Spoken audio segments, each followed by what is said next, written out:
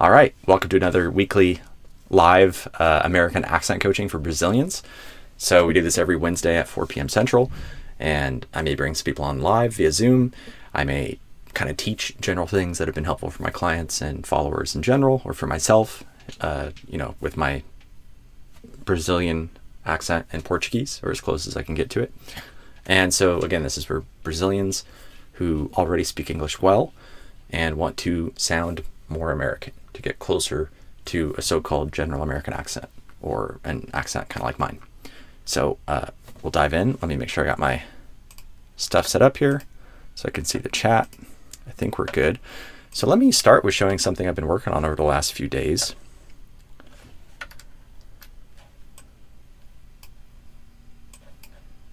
This image, work in progress. So this is not at all a final thing, but let's preview it here and see if you guys think this is interesting. So this is just one way of thinking about the journey, whether you do this on your own or as a client. This is a model that I'm working on for kind of modeling the journey from where you are right now to sounding more American. So basically, and ideally I would have this where it wouldn't show everything on the screen at once, but imagine, we'll go piece by piece. So right now, the part I want you to focus on is the ultimate goal, which I'm assuming you share if you're here on this live, which is to sound more American. And it's up to you, to some extent, and, nature, nurture, it's a variety of factors for how close you can ultimately get and how dedicated you are, what existing skills you have, but you can get meaningfully closer. Maybe it's hard to actually sound 100% like a native speaker 100% of the time, but you can get meaningfully closer. So let's see how close you can get. So that's the key here in the center, is sound more American. So if we're aligned on that, awesome. We can move forward and start looking at the red things, which are things that block you from sounding more American, or problems that you'll encounter along the way, as well as the green, which are kind of the targets or milestones, what we're aiming for. And then the outside things, these 6 things, which are how we actually do each one of those 3 sides. So first, the red. If you've ever wondered, okay, what's the difference between sick and seek, or look and luke, or any sounds like that, where you struggle to hear the difference, bitch versus beach, world versus word, to versus chew, anything like this, eagle versus ego. This is arguably part pronunciation and part accent, depending on how you look at it. But either way, it's about the individual sounds, the vowels and the consonants, and largely about contrast between specific sounds in the target accent. So if you struggle to hear the difference between bed and bad, or any of these other things I've mentioned, you could argue that this is part of what's going on, is that the sounds are unclear, both when you say them and when you listen to them. It might be hard for you to tell the difference. So both when you hear it and when you say it, that's probably a skill that you might need to work on if this resonates with you.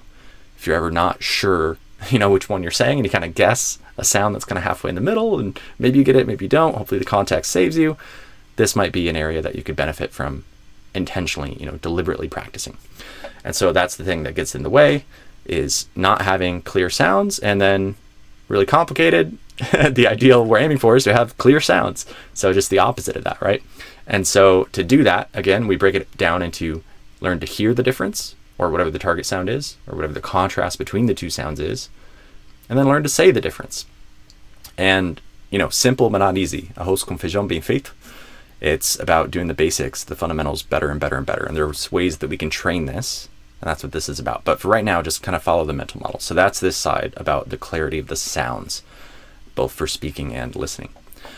Now, this side is about the flow, and we could interpret that in various ways. But first, I want you to imagine how it might go wrong, so to speak. And that is what I've, temporarily at least called Frankenstein flow. You can let me know if you think that is interesting or makes sense, or I don't know, is offensive, or the goal is just for it to resonate with you and to be like, okay, maybe that's a thing I struggle with to some extent. And so what I mean by Frankenstein flow is kind of like Frankenstein's monster, where it's this thing that is kind of a bunch of random parts patched together.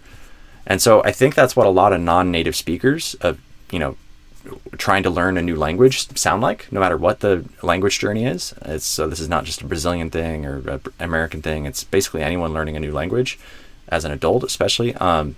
We end up almost, in a lot of cases, learning pronunciation of each individual word in isolation, and then kind of just copy pasting them together into a sequence, maybe with a little pause between each word. And it ends up with this kind of robotic or Frankenstein flow. And so that's my definition here is it's not as smooth and natural as you'd probably like. It doesn't sound quite like how when a native talks, it's almost like one phrase is one big word with no pauses between the words in a lot of cases. It all just smoothly connects with the stress in the right spots and adjusting or even deleting some of the vowels and consonants, doing these reductions, connections, linking, whatever you want to call it. And so I would argue this is the next kind of key transition here, is a lot of people currently have some level of this kind of Frankenstein or robotic flow, and we want to get to a more natural flow. And the two key areas that I wanted to highlight for that would be stress it and connect it. So learn where the stress goes. It may be on a different syllable than you expect, or it may be on a different word than you expect. So like if we talk about the cost of compute in the world of AI, we could talk about the compute cost. But a lot of Brazilians might say the compute cost instead of compute cost. So this is a minor thing, but it shows up a lot, and it's one of the factors of what creates an accent is which words we tend to stress. And then within a word, you could have, controversy or controversy or translate versus translate. So that's another thing. You could also have certain words even change meaning where both stresses are words, but depending on which syllable you stress, it'll be, a noun or a verb or an adjective. So you might have content, which is conteúdo, or you might have content, which is contente. And so it's just about getting more curious about stress and building that skill and aligning yourself with the native patterns of stress, both in syllables and words.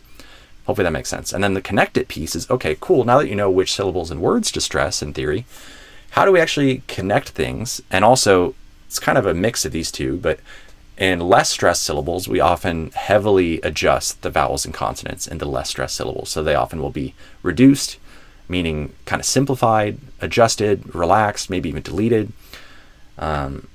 So like in construction, even though it starts with C-O-N, I'm saying kind of a kun. I'm not saying con or something like that. Construction. I'm saying construction because the stress is not on the con syllable. The stress is on the struct syllable, the second syllable. So the stress moves away. The stress is de-stressed, if that makes sense. The first syllable is less stressed, de-stressed. And so it gets this kind of reduced vowel inside of it. So instead of a ah, we get kind of a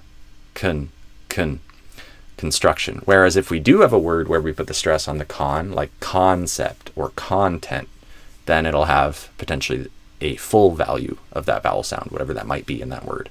So for instance, con in content.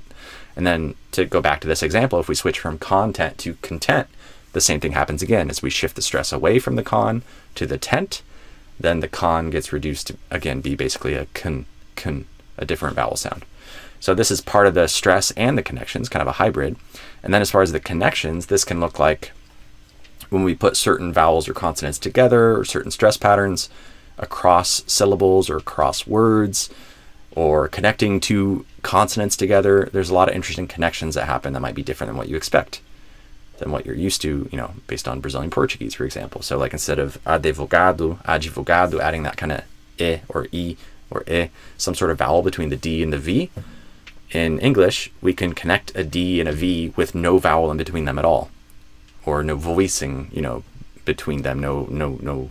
How do I want to say that? We don't have to do this kind of add D or add G, this E in the middle. Instead, we can just go advocate, or advanced. And so it's learning how to do those connections mechanically, like what happens in your mouth, but it's also just being intellectually aware that that's even possible and then training for that.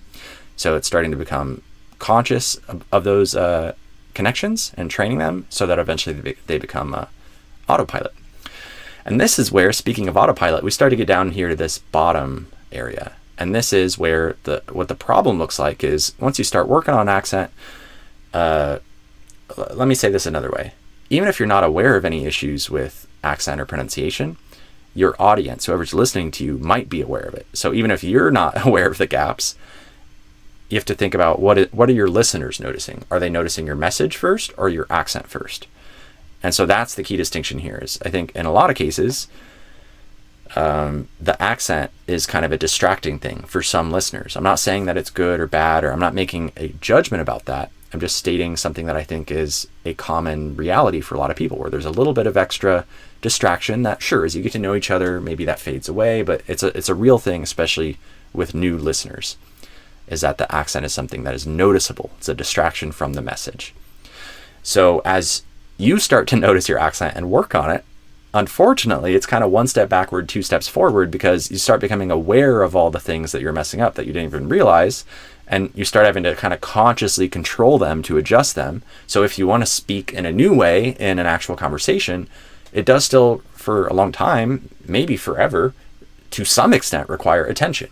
And the more we practice, the less attention it needs. But the idea is, for you to speak, not only is your audience noticing your accent, you may also have to notice and pay attention to your own accent as you're speaking to some meaningful extent as you're working to kind of retrain your accent habits. So that's this kind of tricky phase. And again, maybe we never fully get to this 100%, sounding native, or 100% just completely focused on the message, both ourselves and our listeners. But the idea is we want to move more and more towards that. So this is kind of the ideal, is instead of having the accent be the main thing that you and your listeners are paying attention to, we want to get more and more into this world where the accent gets out of the way and you and your listeners can pay attention to the message, the actual thing you're trying to say, not the sounds of how you're saying it. Does that make sense? And so to do that, this is a lot about automating it. It's a lot about habits. It's a lot about practicing it in the way that you need to perform, not just in theory, not just in simple practice conditions. And so that's why we have these two things here: simulate it and use it. So what I mean by that is, simulate it is pretend it's the real thing.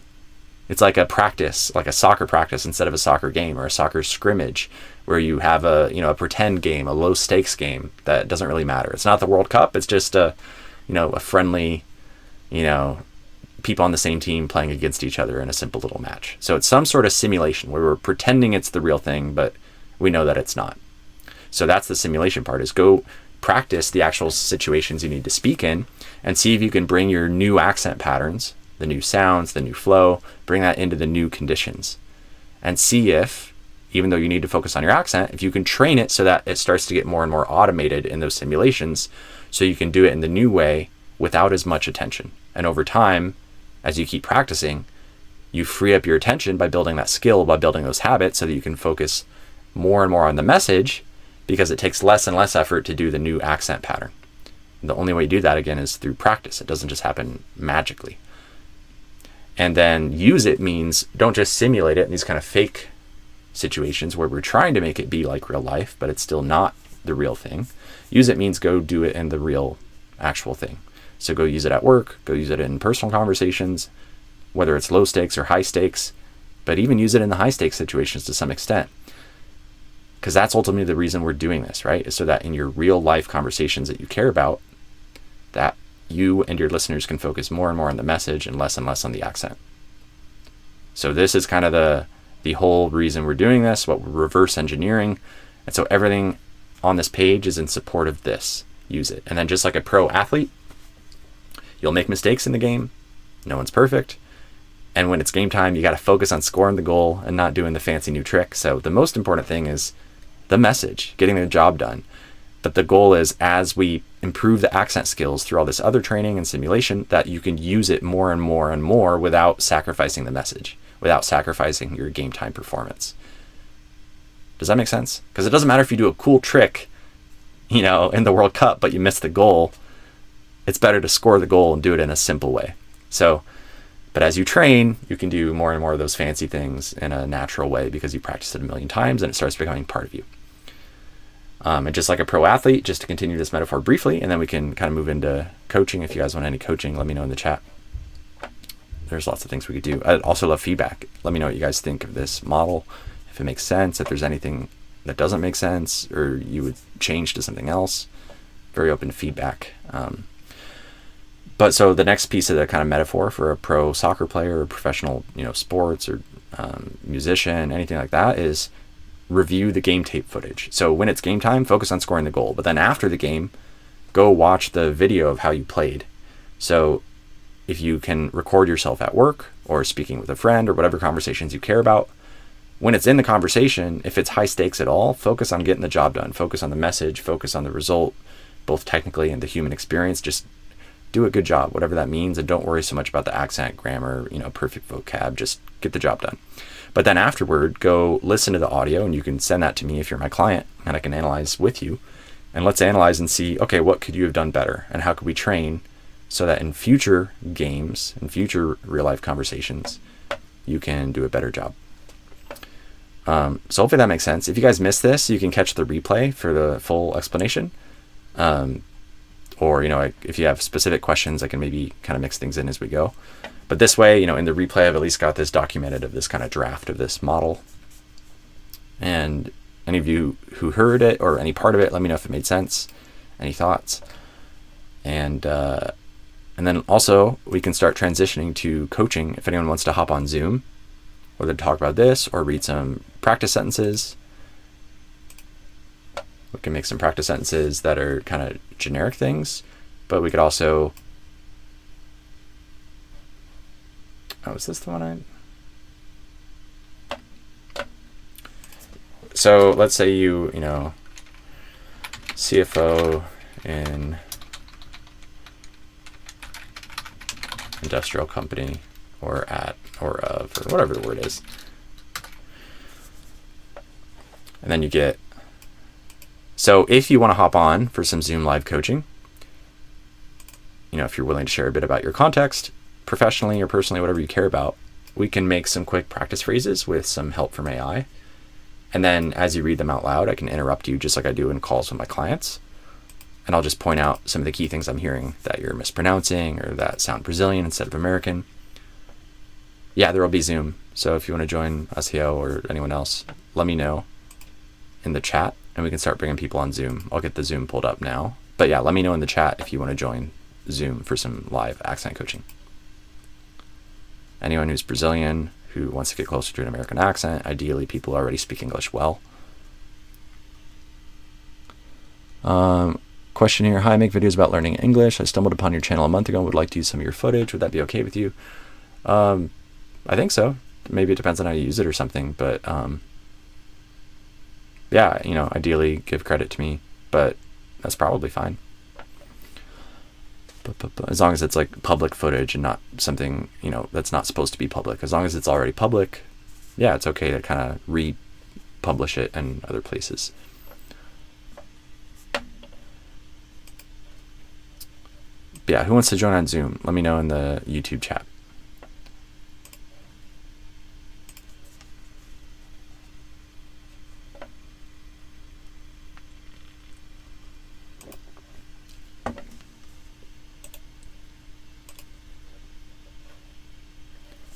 Recording in progress.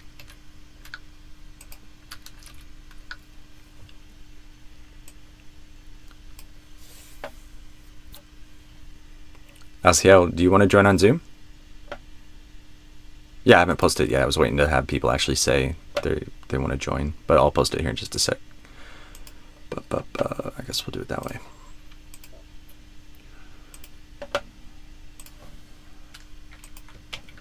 Awesome, got a couple of people interested. So there's the link to join. When you join, you'll be in a waiting room, so it might look like it didn't work. Juliana, awesome. I don't think you've been on yet, so I'll try to prioritize you, because I think I've helped Asiel and Leonardo. I forget if I've helped you or not. Anyone who I haven't helped, I want to kind of give first priority, ideally, but happy to help people I've helped before as well. So let me see who we got in the waiting room.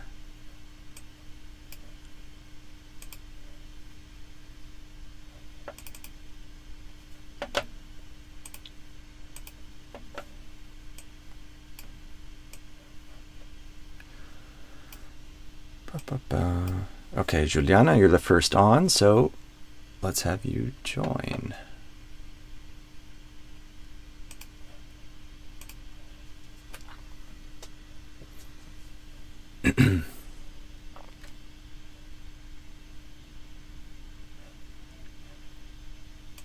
Hey, Juliana.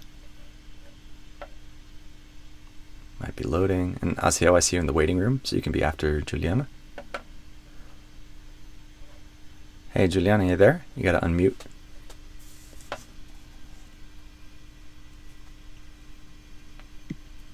Hey, can you hear me? Yeah. Can you hear me? Yeah, I can.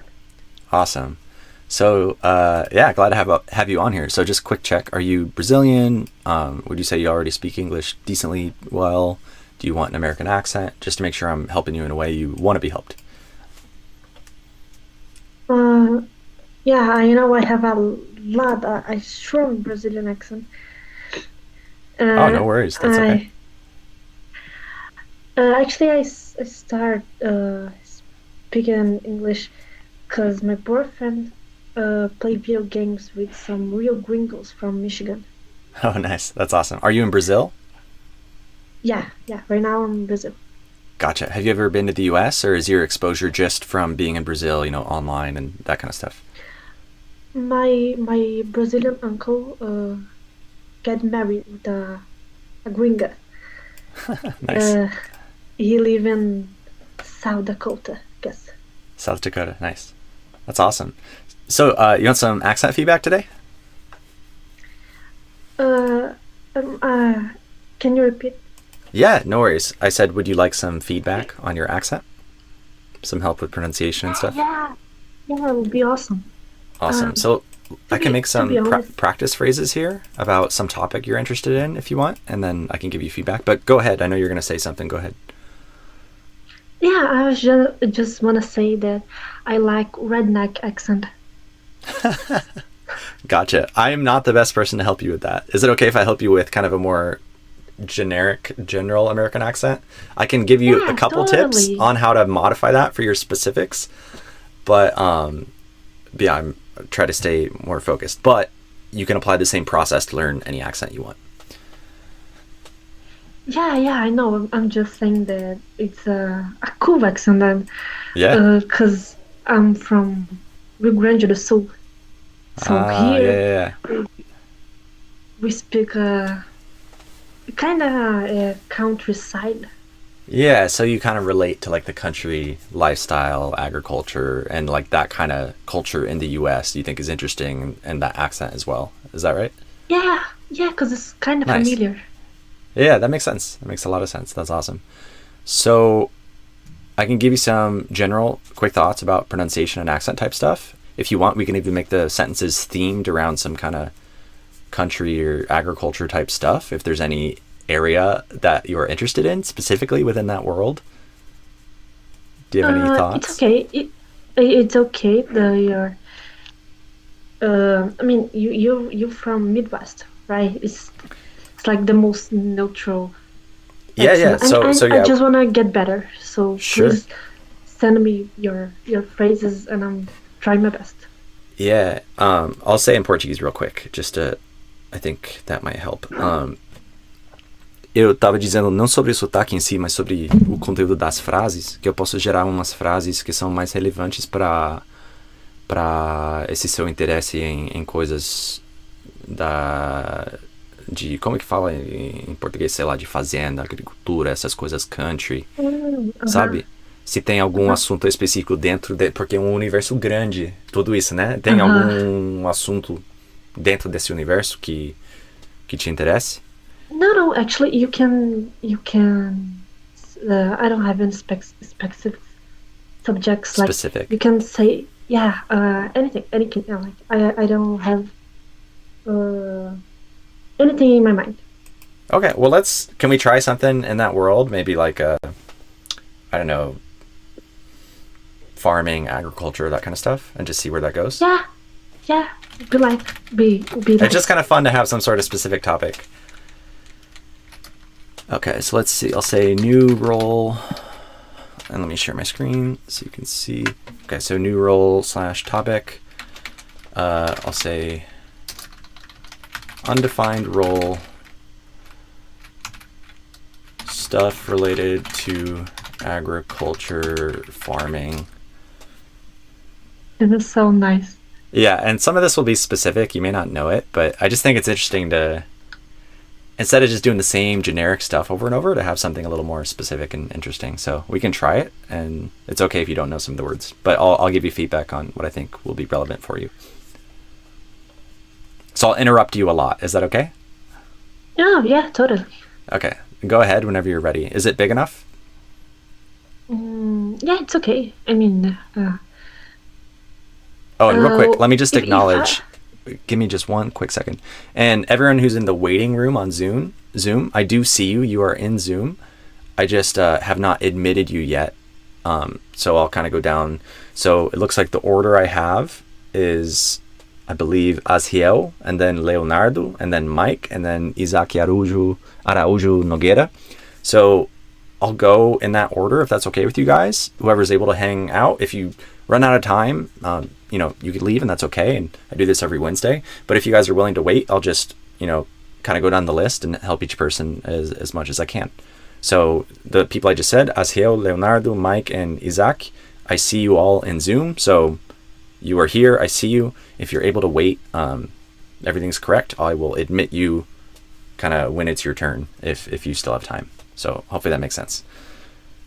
Awesome. Okay, so now, Juliana, go ahead and start with number 1. Right. The soil moisture. Yeah, moisture. I do kind of a CH. Moisture. Yeah, so moisture. The soil moisture. Yeah, that one's kind of a hard word. So you don't need to know this word. It's kind of advanced. But you basically say moist, ending in a S, and then you do a CH like ch, going into the R sound. Chur. So moisture. Yeah, perfect. Good job. The soil moisture. Moist. Yeah, moisture. Perfect. The soil moisture. Yeah, it's okay. You're switching the vowel, but we can go on if you want. It's up to you. If you want to focus on this word, we can, but it's kind of a low frequency word, so we can keep going if you want. But what you're doing is instead of moi, you're switching to ma. So you're saying mus, almost like mustard, but it should be moist, like moist or moisture. It's got an oi sound Moisture. like boy. Mm-hmm. The soil moisture. Yep, good. All right. The soil moisture. Good. Readings look better after last night's rain. Yeah, but really we good so should far.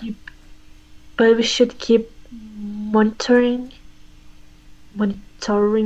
Yeah, monitoring is how I would usually say it. Monitoring, something like that. Yeah. Monitoring the lower fields. You kind of did lower, but I would do lower. So it kind of, the first syllable rhymes with go. Low. Lower. So not low. It's not like Lower. now. Yeah, it's kind of confusing because if you see L-O-W, you could think it rhymes with N-O-W, like now.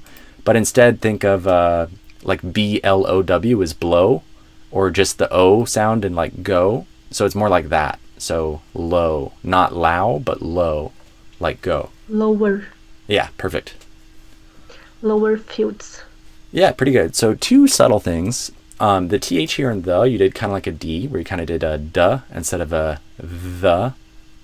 I don't know if you can hear the difference. The Sims. Stand the Sims. Something like that.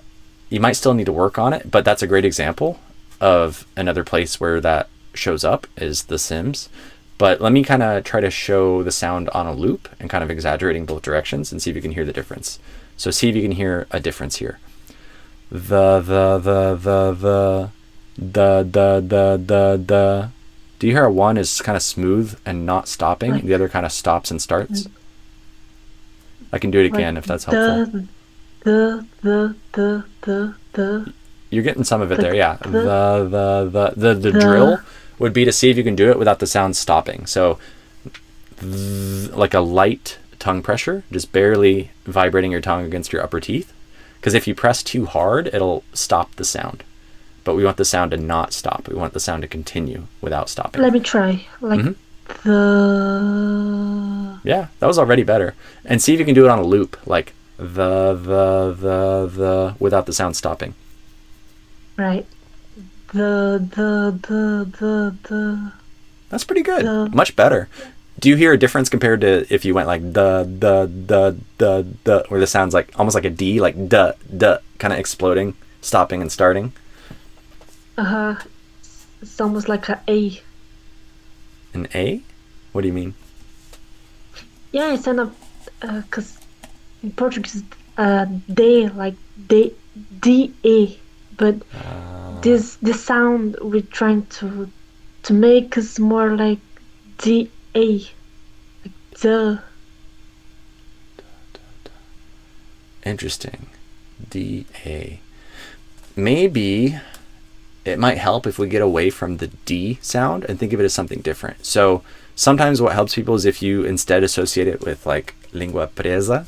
And so instead of presa, maybe say preva, preva, preva, preva. And then you're saying the inside the word preva. The preva lower fields. Right. So the soil moisture readings look better after last night's rain, but we should keep it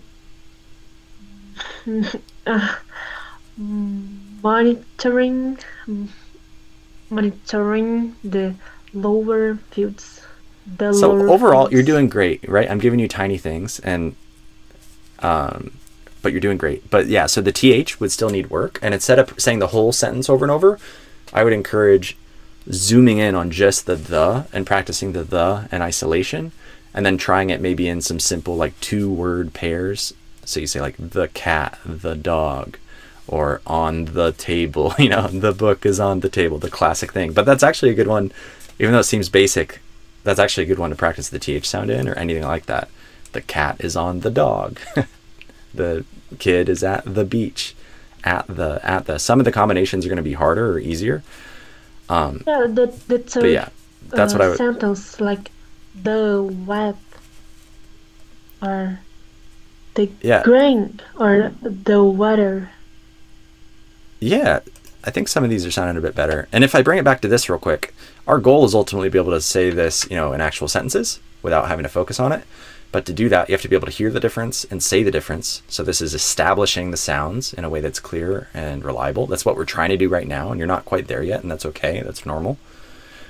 But you're starting to make some progress here. You're starting to sometimes kind of say it in the new way.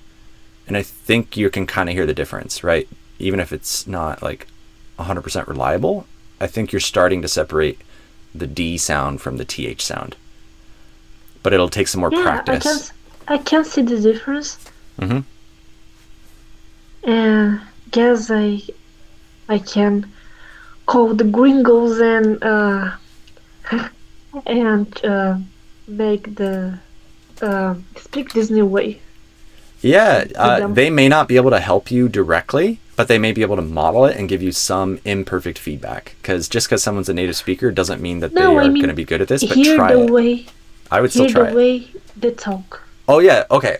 So that, yeah, when you listen to them talking or listen to any content, if you start listening to that TH, and you can compare and contrast minimal pairs. So let me show you.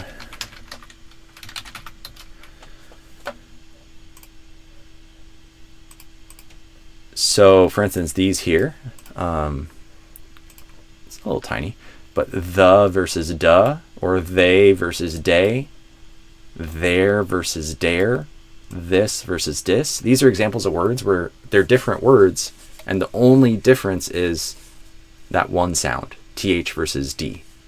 Does that make sense? The first, I guess I can speak difference. Do you want to try it? Yeah, I would like to try.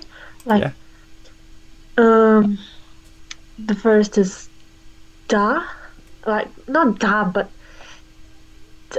da, like the, and then the. I mean, I don't know if it's strong.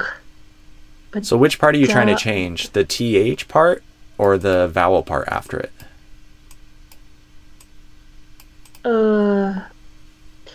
I'm trying to just say both, but with the, but not use the same sound. You think you use the same sound in both?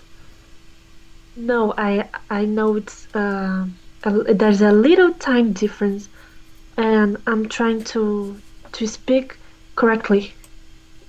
Yeah, amazing. Yeah, you don't have it yet, but this is normal. And it depends how much time we want to spend on it now. We may not solve it right now, right? But hopefully this is at least pointing you in the right direction, even if we don't sort of, fix it right now. This is an area you can stay curious about and keep exploring. Also, if you go here, I can drop this in the YouTube chat. So that link I just put in the YouTube chat will take you to this page I'm on here in the app that I'm building. It's an app that works better on a computer than on a phone. But if you go there, there's a couple Instagram reels you can click on here where I talk about this sound. So that might help you to train it and start exploring it also. So Does that make sense? Yeah, so I click on the link and try to listen by Yeah. Yeah, and Alright. and I wish we could dive super deep into it now. Sometimes we get it within a few minutes. Sometimes it takes more practice, and that's totally normal. But yeah, I would explore it. I think you were starting to have it in some moments. It's just not stable yet. But I would suggest thinking of it kind of like lingua presa. Can you imitate like presa? Alright. Can you say the word presa, but with lingua presa kind of? So it sounds like presa. Presa. Yeah. Presa. So that's Yeah, the I sound you guess. need. That's it. Do you feel how that feels different than what you were doing probably? Does it feel different? Do you notice a difference? Sounds wrong. Mm-hmm. Sometimes that's a good sign, because if it sounds wrong or foreign or weird, that's usually a sign that it's different from your habit, Yeah, it's new. which is often what we need. Presa. Because you're saying this word, the THE, inside of the word presa. So when you say And the the last the. syllable, How you say the? I say it the same way you said it inside the word presa. Presa. The. No, the After it, is in this one? on the side. Yeah. That I do with the D. So the vowel is the same, but I just put a D sound in front. Duh. So the versus the, duh, the, duh. Do you hear a difference? Or is it hard to hear? Yeah. No, I can. It's stronger. The second. Exactly. Second is strong. It is stronger. The first one is kind of a smoother, kind of quieter sound in a way. The second one is a stronger sound that kind of stops, the pressure builds up, and then it explodes with a kind of more intense, sudden, kind of loud sound. And Yeah. what? I mean, something that I've been. I don't know. It's a practice, but I keep singing the songs. Songs? Amazing. Yeah, songs. Yeah, and you'll hear this Um, sound in so many places. And by the way, some natives do say this with the D sound, basically. So it isn't that this is a strict right and wrong thing. It depends on, your target accent, what kind of community you want to kind of align yourself with, that kind of thing. But I'd say it's a good skill to build. So start being curious about that in the songs you listen to, when you listen to your friends online, when you listen to movies, Instagram reels, whatever stuff it is that you listen to in English. Start getting curious about TH and how it sounds, and maybe comparing that with how a D sounds. And I think you'll start noticing more differences if you look for it. Does that make sense? Yeah. It makes. Awesome. Another quick thing that I like to show people is if you open, have you heard of this website, Youglish, or not yet? No, I never heard about. So it's awesome. Basically, it's a way to search YouTube. Instead of searching by the titles of the videos, it searches the subtitles. So that way you can see not just if it's in the title, but you can search for a word and find it if it was said in any moment of the video, basically. So if we put in, for instance, they, and then I click US, it found, however many that is, almost 4 million YouTube videos where they say the word they, and it jumps to the exact moment where they say it. To think about rethinking what they were supposed to do. And then you can go and listen and see, did they do a smooth TH? Did it get stopped a little bit? Because again, there's variation. Real speech is a little bit messy, but there's going to be a strong tendency to have a th sound and not a d sound. And they are making it. And they are, and they, and then you could even slow it down if you want and analyze it. And then the kind of pro move that I like to do a lot is to put You can kind of do 2 tabs side by side. And then, you know, you do they in one, and then day in the other. And now it found, you know, 500,000 videos for this one, which is plenty, a lot. And then you can kind of go back and forth and compare how they sound. So you can hear people saying day with the D and they with the TH. Because even though these are written with slightly different letters, the EY versus AY, it's actually the same sound. So the only difference in these words is just the TH versus the D. The A sound at the end is the same. So this is a good way to compare what linguists would call a minimal pair, because it's a pair of words, 2 words, where the only difference is just this one sound. It's a very small, kind of a minimal difference, I guess, is probably why it's called that. Everything is the same except for that one difference, this TH versus D contrast. Does that make sense? Yeah, say the both for I can hear, so I can hear. Yeah, no worries. They. And now this one, day. Now I'll go back and forth. They. Day. Day. Day.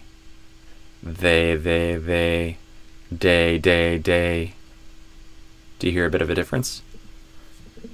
Yeah, it's the again. Good. Yeah. That's good. So you're on the right track. Again, we can't go the whole way in one call usually, but you're making really good progress. So like the next steps, because I will probably move on to other people just because I want to help multiple people today. But what I would do if we had more time is you are starting to establish it. You're starting to, let me pull that diagram up. Establish. Yeah, by establish, I mean you're learning to hear the difference and say the difference. Does that make sense? Yeah. You're building that skill. You're doing better. I've heard you say the sound in the new way, in the American way, several times now. So that's really good. And it's about continuing to practice it so you can hear that difference and say the difference even more clearly, even more reliably. So it starts to, instead of being really hard to notice, it starts becoming obvious. Mm-hmm. But you're getting there. These are the first steps. Yeah, you're doing great. This is great. So keep going, keep exploring it, stay curious. And then, start exploring, putting it into bigger and bigger chunks as you develop more confidence with it. So put it in words, put it in multi-word chunks, in phrases. Start looking at how to actually connect it into more realistic, chunks, bigger chunks. Does that make sense? Yeah, it makes.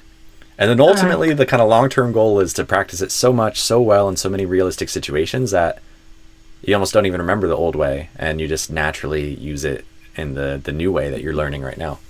And it just becomes a normal part of your everyday speech. So that's kind of the journey. Can you kind of... I guess it's baby steps. Yeah, it's baby steps, exactly, like anything.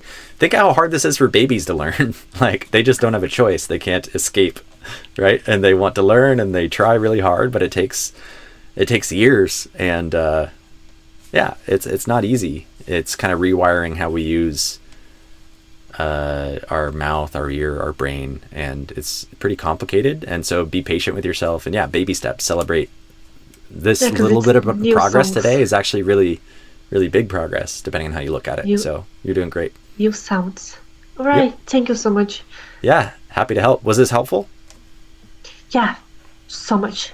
Awesome. Happy to help, and take care. And if you ever want more help, whether as a client or for free or whatever, I'm here every Wednesday. Or if it might make sense to become a client, there's a link in my Instagram bio for that. It's not always a good fit financially, especially for people in Brazil. But either way, even if you never become a client, hopefully my free stuff will help, and I'm rooting for you. Oh, thank you. So what I do now is to keep watching. I leave the Zoom and keep on the YouTube. So, you can leave the Zoom and then watch on the YouTube Live is probably the best way. All right. So have a good day. Yeah, you too. Bye. Bye. All right. Next up is Aziel, if you're still there. And again, the order I have is Aziel, Leonardo, Mike, Isaac. So, if any of you run out of time, no worries, I understand. But if you have time, I will try to get through as many of you as I can. All right, so Aziel. And I haven't kept up with the chat quite as well today. but I'm trying to read a bit as you guys type. So I may not be responding to everything in the chat, but I am trying to watch. Hey, Aziel, you gotta unmute. Let me know if you're there. Can you hear me?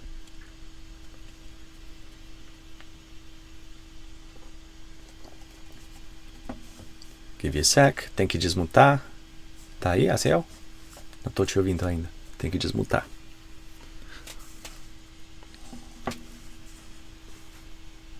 There you go, I think.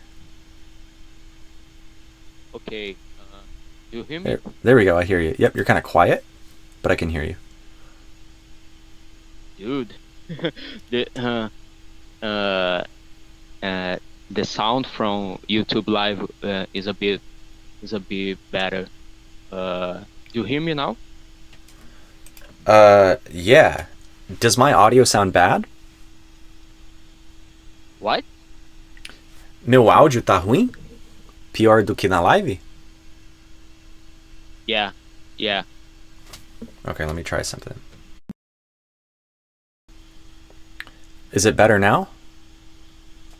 Tá melhor agora? Yeah. I think I can understand you.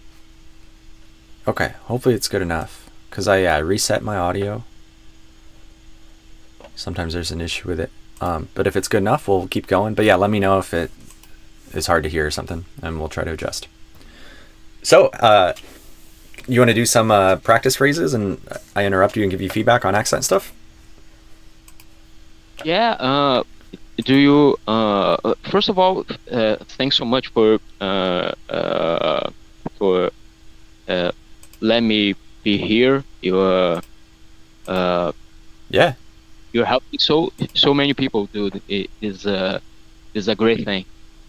Thanks Happy a lot. to help. Yeah, happy to help. And how can I help you today? Do you have any? Oh, go ahead. But then we can dive into some coaching here. But go ahead. My audio is too noise to you? No, it's good. You're good. Okay, good. So yeah, how can I help? We can pull up a phrase or two and have you read it. Or if you have any specific questions about anything, you can ask me if you have a question about something, whatever would be helpful for you. Well, do you think that a small question for you Sure. now? I usually to watch some movies, some TV series, yeah, and I practice by watching and decorar, memorizing Yep. some speeches of the characters. That's awesome. Do you think this is a good strategy to talk to people? People. Yeah, I think so. Yeah, I've done that a lot. I'll like listen to Porta dos Fundos and then try to imitate and copy how they sound and maybe learn part of it. It depends on how you do it, because you can focus on the content, so you can focus mainly on the words.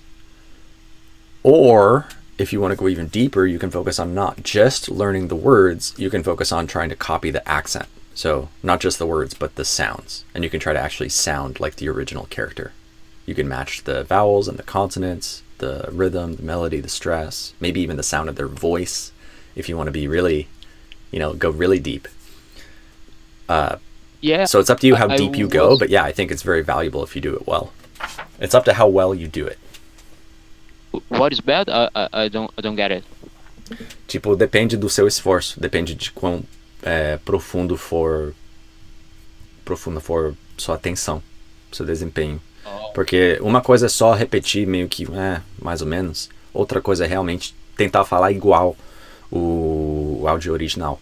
Então, não tem que sempre ser obcecado tentando imitar 100% igualmente, mas sempre tem essa oportunidade quando você quiser. Então você pode ficar shadowing, imitando ao mesmo tempo, com um delay, ou pausar e tentar repetir, ou o que for. Mas às vezes eu escuto, por exemplo, um podcast em português, qualquer, tanto faz. até no banheiro, tipo, e fico meio que falando quase ao mesmo tempo. Ou pegando algumas frases interessantes, alguns sons interessantes e Yeah, it's tentando falar called igual. shadowing, I think. Yeah, shadowing, exactly. Shadowing, imitating. There's different versions of it. You can do it at the same time. You can memorize it and do it after. You can record yourself. You can not record yourself. You can do it full speed. You could slow it down. There's like all sorts of techniques and things, but the key idea is, yeah, I think it's great. Listen to natives and try to sound like them. That's the core idea. Yeah, this is something I don't usually do. I like to. There's this app, Music Speed Changer, that you can just download MP3 and Nice. you start to make that AB loop or loop AB. Oh, yeah. It's a great tool. So I don't know. By the way, if I said in the beginning, I'm a bit nervous because it's so long that it's been so long that I don't talk to a American dude. Oh, yeah. Oh, no worries, man. So a couple things I was gonna point out. So I love that you're exploring speed controls, slowing down audio and A/B loops. YouTube doesn't have A/B loops built into it, as far as I'm aware, but YouTube does have speed controls, which I use a lot. There's also keyboard shortcuts for it, which if you do Shift and then the question mark, you can see the keyboard controls, which includes, you can rewind and fast forward, and you can, here's the key thing, is decrease and increase playback rate. So I use my keyboard a lot when I'm watching YouTube and imitating, so then I can slow things down, speed it up, and be a little more efficient. But there is also, if you Let me just... question a bit. Is it a go ahead. plugin? No, this is just normal YouTube. No plugin needed. This is normal YouTube. But there's not the loop AB, right? Yeah, no A/B loop on YouTube, as far as I'm aware. You can loop the entire video, but not just a portion of the video with just YouTube. Yeah, but you could use a plugin or an extension, or you could go to like this tool. If you search A/B loop, you'll find A/B loop player on GitLab. It's it's a little extra work because you have to copy paste it here, but then you can put in any URL. And then you have an A/B loop, so you can click here. And click again.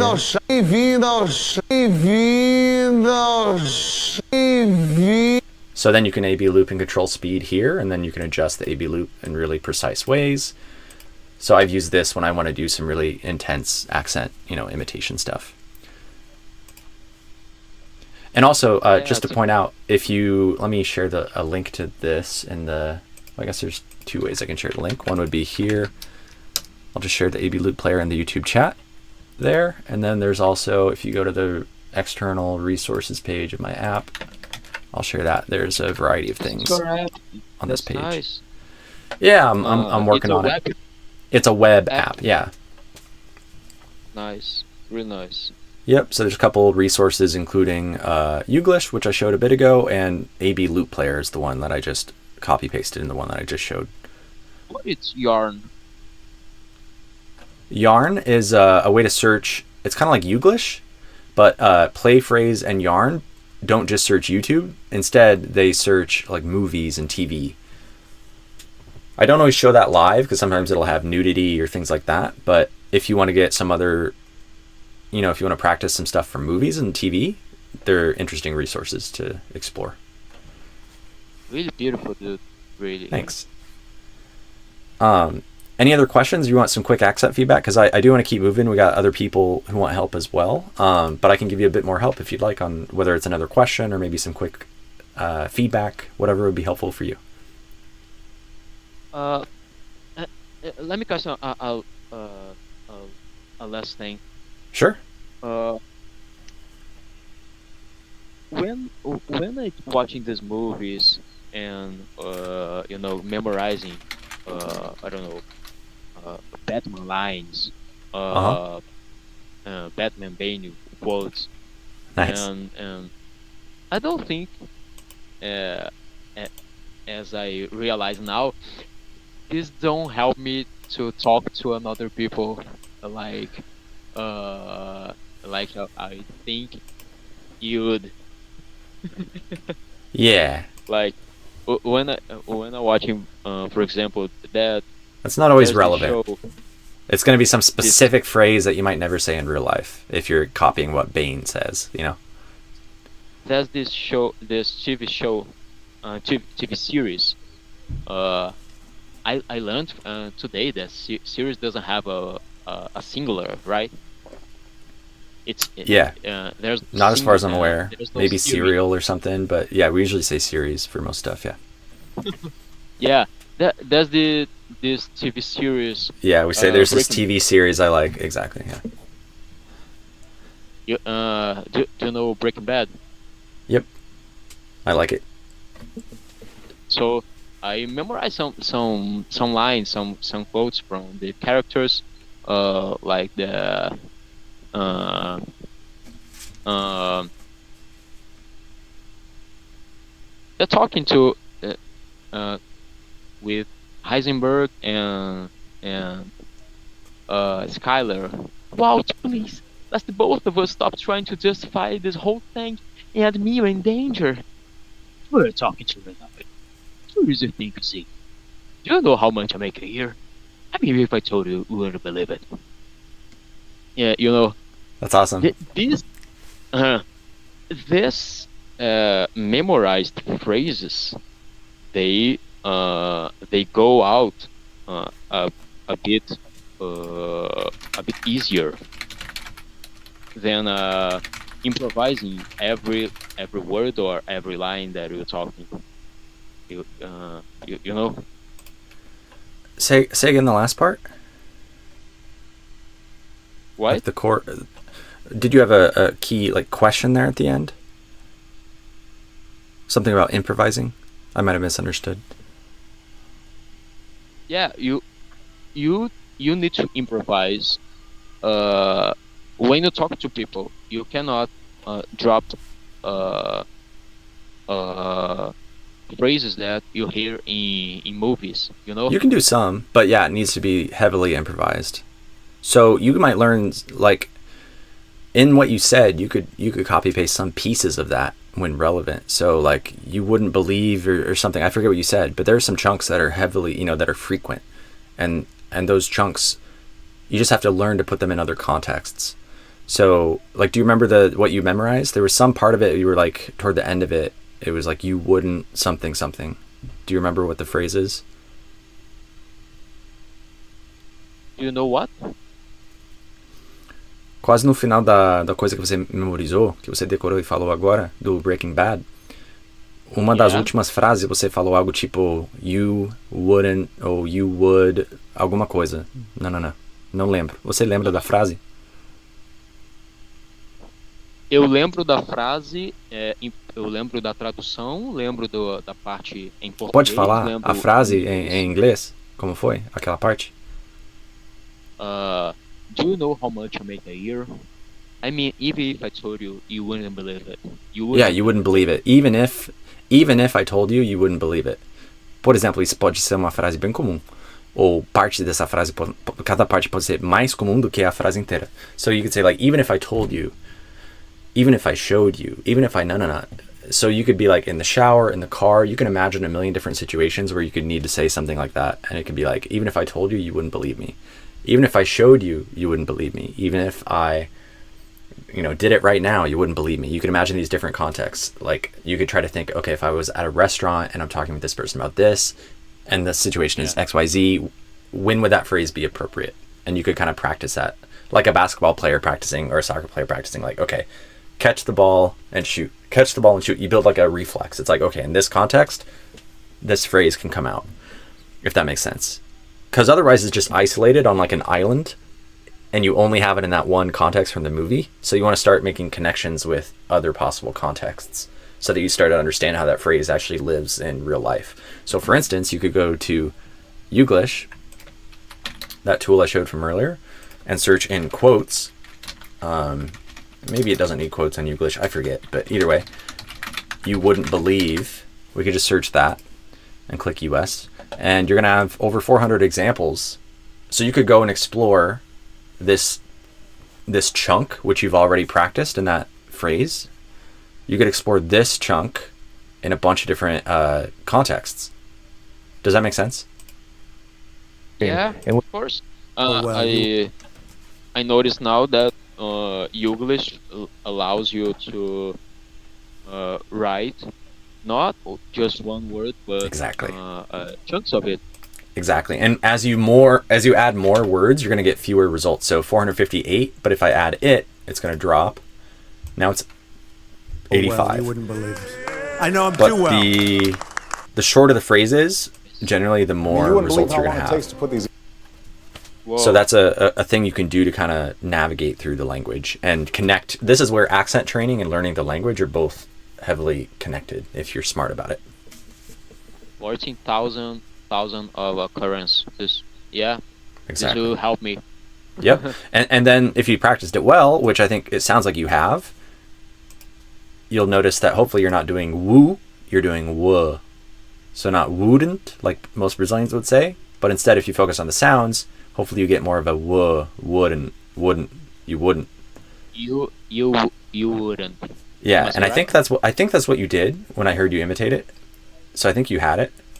But yeah, just pointing out, like that's why imitation and shadowing is valuable, is if you do it well, sometimes you can skip some of the issues that people have when they sort of just read words and guess. Because instead of reading words and guessing the pronunciation, you're starting with the sounds. Almost like a baby, right? Instead of reading and guessing, you just hear the sounds and you try to copy the sounds directly. Does that make sense? Yeah. Awesome. So yeah, that's how I think about it. Let me see. I need to repost the Zoom link in here. Let me see if I can grab that. One sec here. Kind of hard to find the Zoom link once I'm actually sharing. Oh, go ahead. And then this will be kind of the last thing. I'll go on to the next person if that's okay. But yeah, go ahead. Let me question about some names. I learned these days about Thomas. Just an example. Yeah. Thomas is not a dental fricative. So Yeah, it's a TH, but we just do a like T. Matthew. Exactly. Not like it's different. Matthew. It's an exception, basically. Yeah, there are some exceptions. Yeah. Yep. But not every single time that you see th, you need to see the or the. Exactly. Yeah. There are some exceptions. So like the river, I think it's like Thames or something. I forget how to say it. It's in the UK, I think. Thyme, which is a spice. Thomas, like you said, there's some exceptions. Usually th is going to be th or th, a th sound, voiced or unvoiced. But yeah, there are some exceptions where it's a t, or maybe there's even something else. Yeah. Yeah, but there are a bunch of names that follows the rule, like Theodore. Oh yeah. Or Theo. Yep, but then you can also you can end up with a tad. So yeah, English is crazy, as usual. It can be tricky to read the letters and guess the sounds. Sometimes you just need to go to the sounds as the source of truth and kind of bypass the spelling. And that's why things like Youglish are useful, so you can actually hear how natives say it. You can look it up in a dictionary too, but I personally prefer to actually hear how people really say it, because sometimes the dictionary will not reflect the reality of that accurately, especially if you actually care about accent. You have to go beyond just the phonemic IPA. That's kind of a more advanced topic, but like the sounds are the source of truth. Anything written is going to be an approximation of that, would be one way to think of it. You could debate that, but I recommend listening to the sounds if you care about accent. I made a question some weeks ago about what again? Accent and status. Do you think that when when a man speaks like a British guy, people look different to him. Oh, I see. So how people perceive someone based on their accent and the prestige or the status associated with that. Yeah, but it's Yeah, a messy exactly. it's a messy answer. And then if it's okay, this will be the last question just so I can help some other people too. Is that fair enough? Perfect. Okay, cool. But it's been great to have you on here. But yeah, let me give you some quick thoughts on that. It depends. There isn't a fixed answer because you have a speaker and a listener. And it's like the phrase, beauty is in the eye of the beholder, or the phrase, one man's trash is another man's treasure.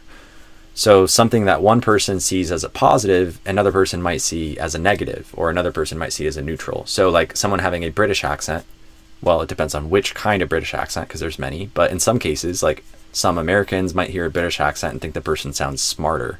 So like a documentary and you hear a narrator with a British accent, you're like, oh, this person knows what they're talking about. They're, I don't know, fancy or educated or something. So sometimes that's a perception. But it depends a lot. And if you have a chef, if you have someone who's cooking you food and they have a French accent, you might have an assumption associated with that, whether that's positive or negative or neutral. Some people might have a positive association thinking, oh, maybe French people tend to be, if my chef has a French accent, he's probably a good chef. That might not be true, but we might have a belief or an assumption around that in some cases. So yeah, accent does have status or prestige associated with it, but it depends a lot on who is listening to you, if that makes sense. So when a person says elevator, and another says lift, it's it's not a certain thing that will bring status or prestige to someone. Yeah, and probably not. It's going to be the total of everything, right? Just that one word is not going to magically like change everything, of course. But yeah, if you say lift and you're in the US, people might not understand you at first. And if you say elevator in the UK, maybe the same thing happens. I'm not sure. So it's just about like knowing your audience, and you don't have to change to accommodate your audience. You can be who you are and speak the way you speak, but sometimes there will be a gap where there will be a little bit more friction based on a different word or a different sound than the audience was expecting. But there's not a single like perfect answer to that. It depends on the specific person who's listening to you in the specific moment and that kind of stuff. So this is kind of a messy answer, but that's the answer I prefer to give because reality is messy. There are some trends, but it really does vary a lot. Does that make sense? Nice. So it depends on the context. It depends heavily on the region and the social group that you're talking to. Perfect. Really Yeah, nice. exactly. Dude. Exactly. Thanks a lot. Thanks a lot. So yeah, if you want to join in a specific community or communities and you want to talk like them, I think you can, as long as you do it for with respect. So there's so many different kinds of English, so many different kinds of Portuguese. You can be curious about all of it, explore all of it, imitate all of it, swim in it, get to know people from different communities, different backgrounds. I think that's part of what is awesome about the world, and the accent is just one piece of that overall puzzle of connecting with humans from different backgrounds. So yeah, I don't know, how to sum this up nicely, but those are some of my rambling thoughts in that area. Did this help overall? We talked about a couple things. Was this helpful? Great. I watched this again with the with the captions. Okay, sounds good. And then you can imitate it if you want to. All right. Thanks a lot. Yeah, happy to help. Take care. See you later. See ya. All right, so the order I've got here is, and I will have to go before too long, so I may try to go a little bit faster to see if I can get through the people who are currently in line. I may not get through all of you, but I will try, so apologies if I don't, but I'm going to try. So the order I have right now is Leonardo, Mike, Isaac, and then Homu. And sorry if I'm mispronouncing anyone's names. Feel free to correct me. So Leonardo, you're up next if you're still here. I'm adding you into the Zoom now. Só tem que desmutar. Just unmute and say hi. Hi, Will. Can you hear me? Hey, yes, I hear you loud and clear. Can you hear me okay? Yeah, perfect. Awesome. So how can I be helpful to you today? Do you have any questions? Do you want to just maybe I could have you read some phrases and give you feedback? Whatever you think would be helpful. Yeah, sure. I could read some phrases. Yeah. First of all, I just want to thank you for your work. I think I've been following you on Instagram for about a year or two, and you've been really Awesome. helping with your content. So Glad to Thank you hear for it. that. Happy to help. Yeah. Do you want it to be maybe relevant to like what you do for work? If you're willing to share that, that's often a high value thing. But it could be any topic. no, honestly, it could be any topic. Doesn't have to be specific at all. Like I just want to sound more American. Yeah. Just because there's not a specific reason, or it's not related to my work. Okay, at least amazing. At the moment, Just for context, but, are you in the U.S.? Are you in Brazil? If you're willing to share, of course. Oh, of course, yeah. Oh, I am in Brazil. I've never been to the U.S. I I would have learned guessed you English- were in the U.S. working at some Really? sort of American company based on your accent. Just if I had to Really? guess. Oh. Yeah. So I think you're doing great. Thank you. I appreciate that. Actually, I've sent you audios before. I don't know if you remember, but I sent you an audio a few weeks back, like telling the story of how I learned English, basically. And I speak to some friends online. Uh-huh. Actually, Juliana, that was here. She's my girlfriend. She was here earlier. Oh, that's awesome. That's cool. So I'm the boyfriend who talks to guys love from that. Michigan. Let me drop So, another like, link. You reminded me of something I meant to share earlier. I have this page. Sorry to cut you off, by the way, but we'll get back into it in just a sec. I have this page for anyone who is not quite ready for super deep like accent work, who doesn't feel like their English is like, going pretty well already. Like, I'll say this more. I'll say this a different way. Anyone who feels like they still want to work more on English conversation skills in general, being able to speak English, have a conversation better.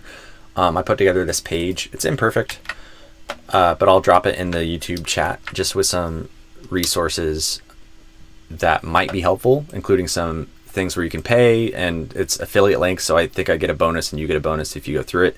So, but you could just Google them if you don't want to use my link or whatever. But there are some links for those. There's some free ones. And then video games, which is what you reminded me of just now, Leonardo. I just put, and I've linked way too many things here. Anyways, AI helped me build the page a little bit, but I manually built it together with AI. So it linked some of these. But anyways, the point is, if there's any video games you like, that can be an interesting way to get good at English. I've talked to a surprising number of Brazilians who have gotten good at English while only living in Brazil because they played some sort of video game that has voice chat and they spoke with Americans on the voice chat. So yeah, there's a couple other things here, but I just wanted to share that for anyone who's still working on conversational stuff. Cool. Yeah. Thanks, Leonardo. I can say that from personal experience because that's how I improved my English a lot. That's awesome. Playing video games. I met friends online and I still talk to them pretty much every day. That's amazing. So What game or games? Like, was it voice chat? What do you recommend? I'm always trying to get advice the from online people. games, the games that you recommended there are pretty spot on, like Call of Duty, Counter-Strike. Pretty much any type of online game with voice chat would be Amazing. would be good for that. Do you have to use like a VPN or like pick a North American server or something, or how do you talk to Americans when you're on them? Yeah, you have to pick a North American server. You don't necessarily depends on the game. Depending on the game, you're gonna need a VPN. But some games let you choose American servers. You're gonna have like a higher latency, so it's gonna be kind of harder to play. But I mean, if you're trying to learn English, it's totally worth it because it's a really good way of learning, of making friends, making connections with people from America. It really helps. And then how do you actually like transition from just playing a game to actually becoming like friends? And it sounds like you even keep in touch with them maybe outside of the game, like it became an actual friendship beyond the game. Because I was playing a anyone? game. Yeah, I don't. That's kind of tricky. That one is kind of tricky. I mean, maybe you can add a friend in game. Like you have to be talking to that person. It's kind of hard because the game that I was playing, it's a game called Rust. which Oh, is yeah. like a survival game. It's a more Oh, I you should know add it. that to the list. Yeah, I haven't played it, but I've Yeah. watched a lot of YouTube videos of people playing it. Yeah, no, it's a great game for learning English. The only thing is that it's a pretty toxic game, so that's why good point. I Good didn't point. mention it. I was gonna didn't- add I it, didn't but you're want- making me question. Yeah, that's always the problem with some of these things. Yeah. Even like these free resources, HelloTalk and Tandem. I recommend them, but cautiously a lot of the time, because like especially if you're a woman on the internet, but you know, even as a man or whatever, yeah, there's a lot of weird people on the internet. So yeah, that's always the downside. Yeah, exactly. It is an extremely toxic game, so there's that. But it's really and the other. It's good for learning English. It's great for that because you can. It's like a more of a long-term game. You gotta like cooperate with people. You do a lot better if you're playing with somebody else. So that's how I made my friends was playing Rust. That's awesome. Yeah, it's worth adding to the list, and maybe I'll add a disclaimer of like about toxicity in general. Yeah. Fact of life online. Cool. Well, yeah, how can I help you? Maybe we mentioned doing some phrases, right? So maybe I'll say Rust related phrases just for fun. I mean, sure. I mean, there is one thing that I've been doing to practice to improve Yeah. my accent. Something that you taught me from nice. your Instagram reels and stuff, like to try to imitate people. So Amazing. that's something I've been because then you can get like a more of a controlled scenario, and you can analyze. You can hear the person saying that Exactly. phrase, And then you're or not that guessing. monologue. You're imitating. Yeah. Yeah. So there's like a specific monologue from a game called Resident Evil 4 that I've been practicing. Like Oh, the yeah. intro from Resident Evil 4, there's a little monologue. So I've been really We could try practicing that. that. Or at least like part of it if you want some feedback on it. Yeah, sure. Sure, we could do that. Let me just open up my Do you want to Audacity, pull my it up? software. Do you want the text or do you have it memorized? Either way is good. But I'm gonna get this. I think audio going I here. have it memorized, but I might forget it. So let me pull it up here. Yeah, pull it up on your end. And then let me get my recording set up here. All right. Just one sec. My audio still sound okay? When I open Audacity, it gets weird sometimes. That sounds okay. Okay, awesome. So, you got your text pulled up? Yeah. Just give me a second. Sure.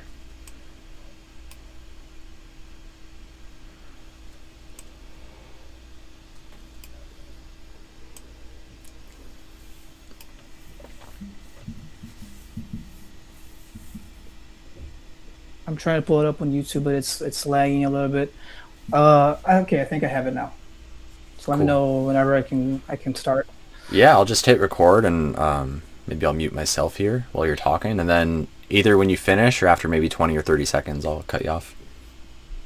Fair enough? All right. Can All right. can I start? Yeah, I'll say 3, 2, 1, and then okay. So 3, 2, 1.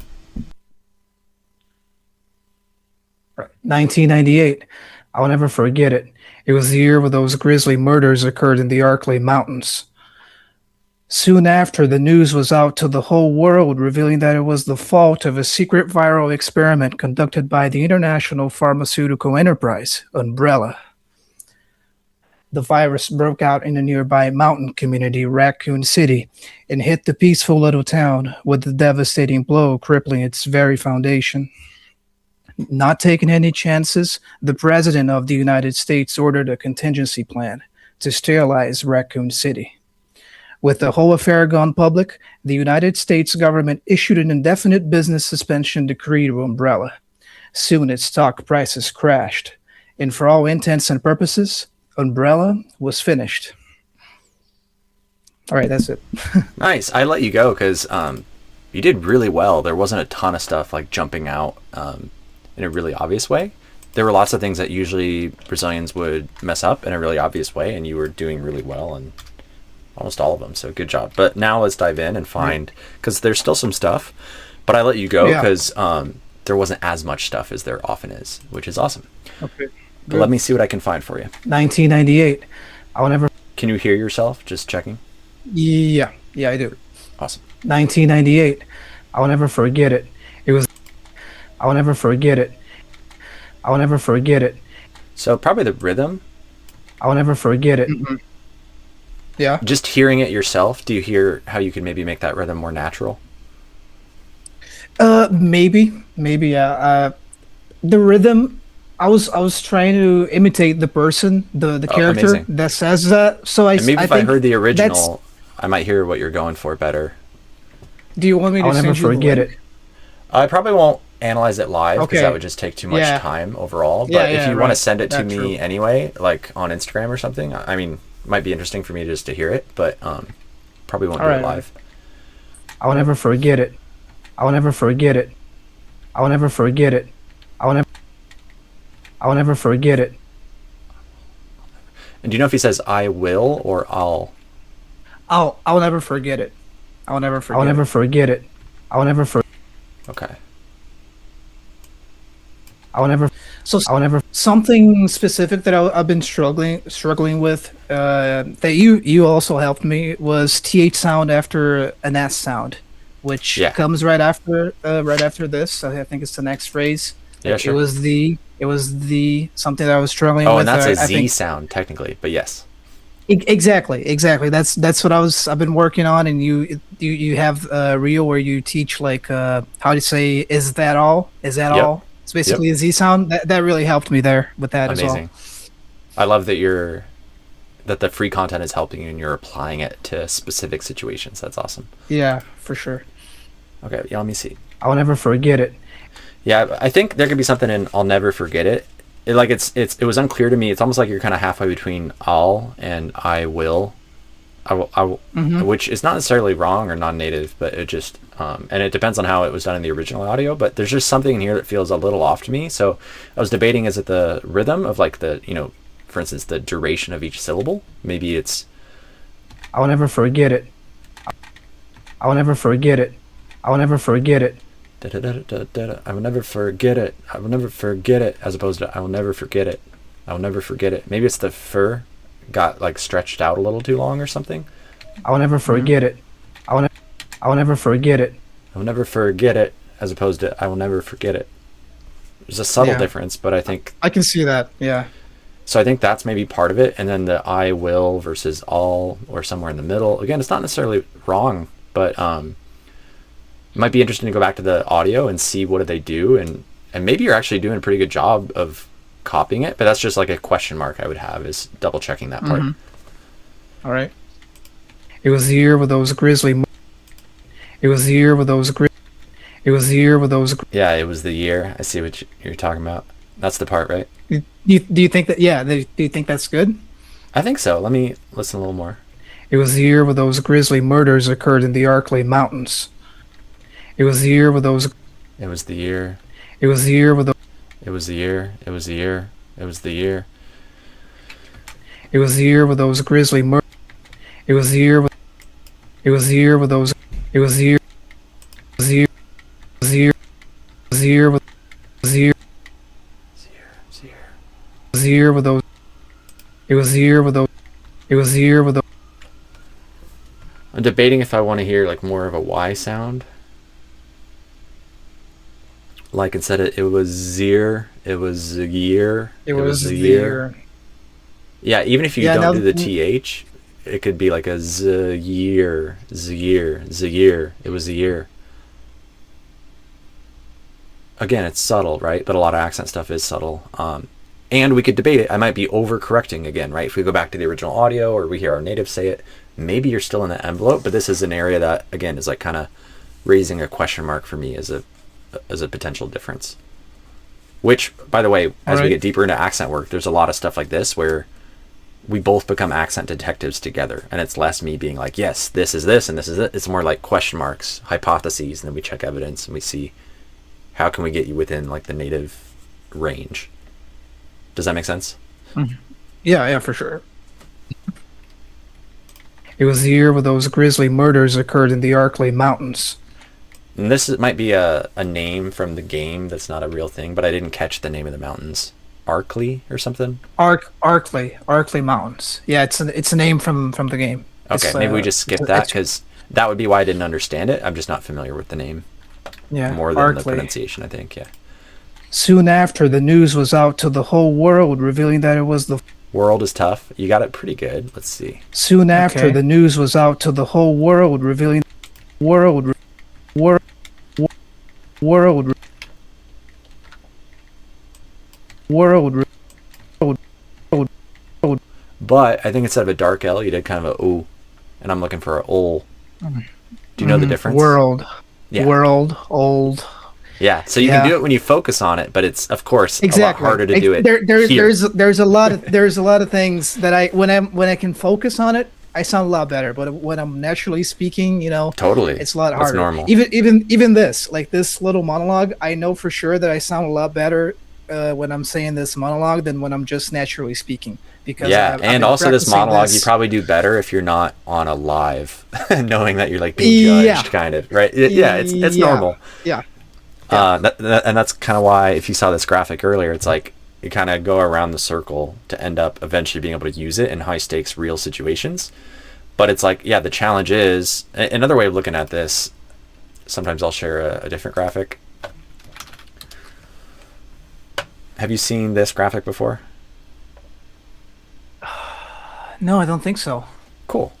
So you can ignore the labels on the right. We just worry about the colors. But it's basically like for any skill, including accent, or any sub-skill, like pieces within accent, so like learning a TH sound or Z plus TH or a specific word, you could argue that you start in the red and then you move up to the yellow, then the green, and then hopefully eventually kind of the blue, more and more the blue. So the idea is like both the red and the blue are unconscious, so it's like on autopilot without thinking about it.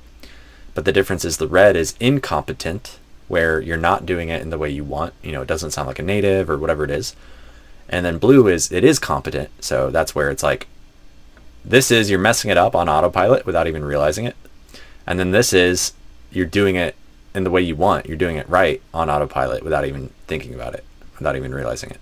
And then in the middle, it's kind of the messy middle where it's like, okay, you go from red to yellow when you realize that there is a gap. So it's like you realize you messed it up even if you haven't fixed it yet. It's like just noticing the difference. And then as you start to be able to actually say it in the new way, now you're in the green where it's like, okay, you can do it in the new way, but it still requires your conscious focus. It requires your attention to do it in the new way. And that's kind of where you're at on that sound, right? And where most people are, like, this is a normal part of the journey. And again, it's hard to like really fully get into blue.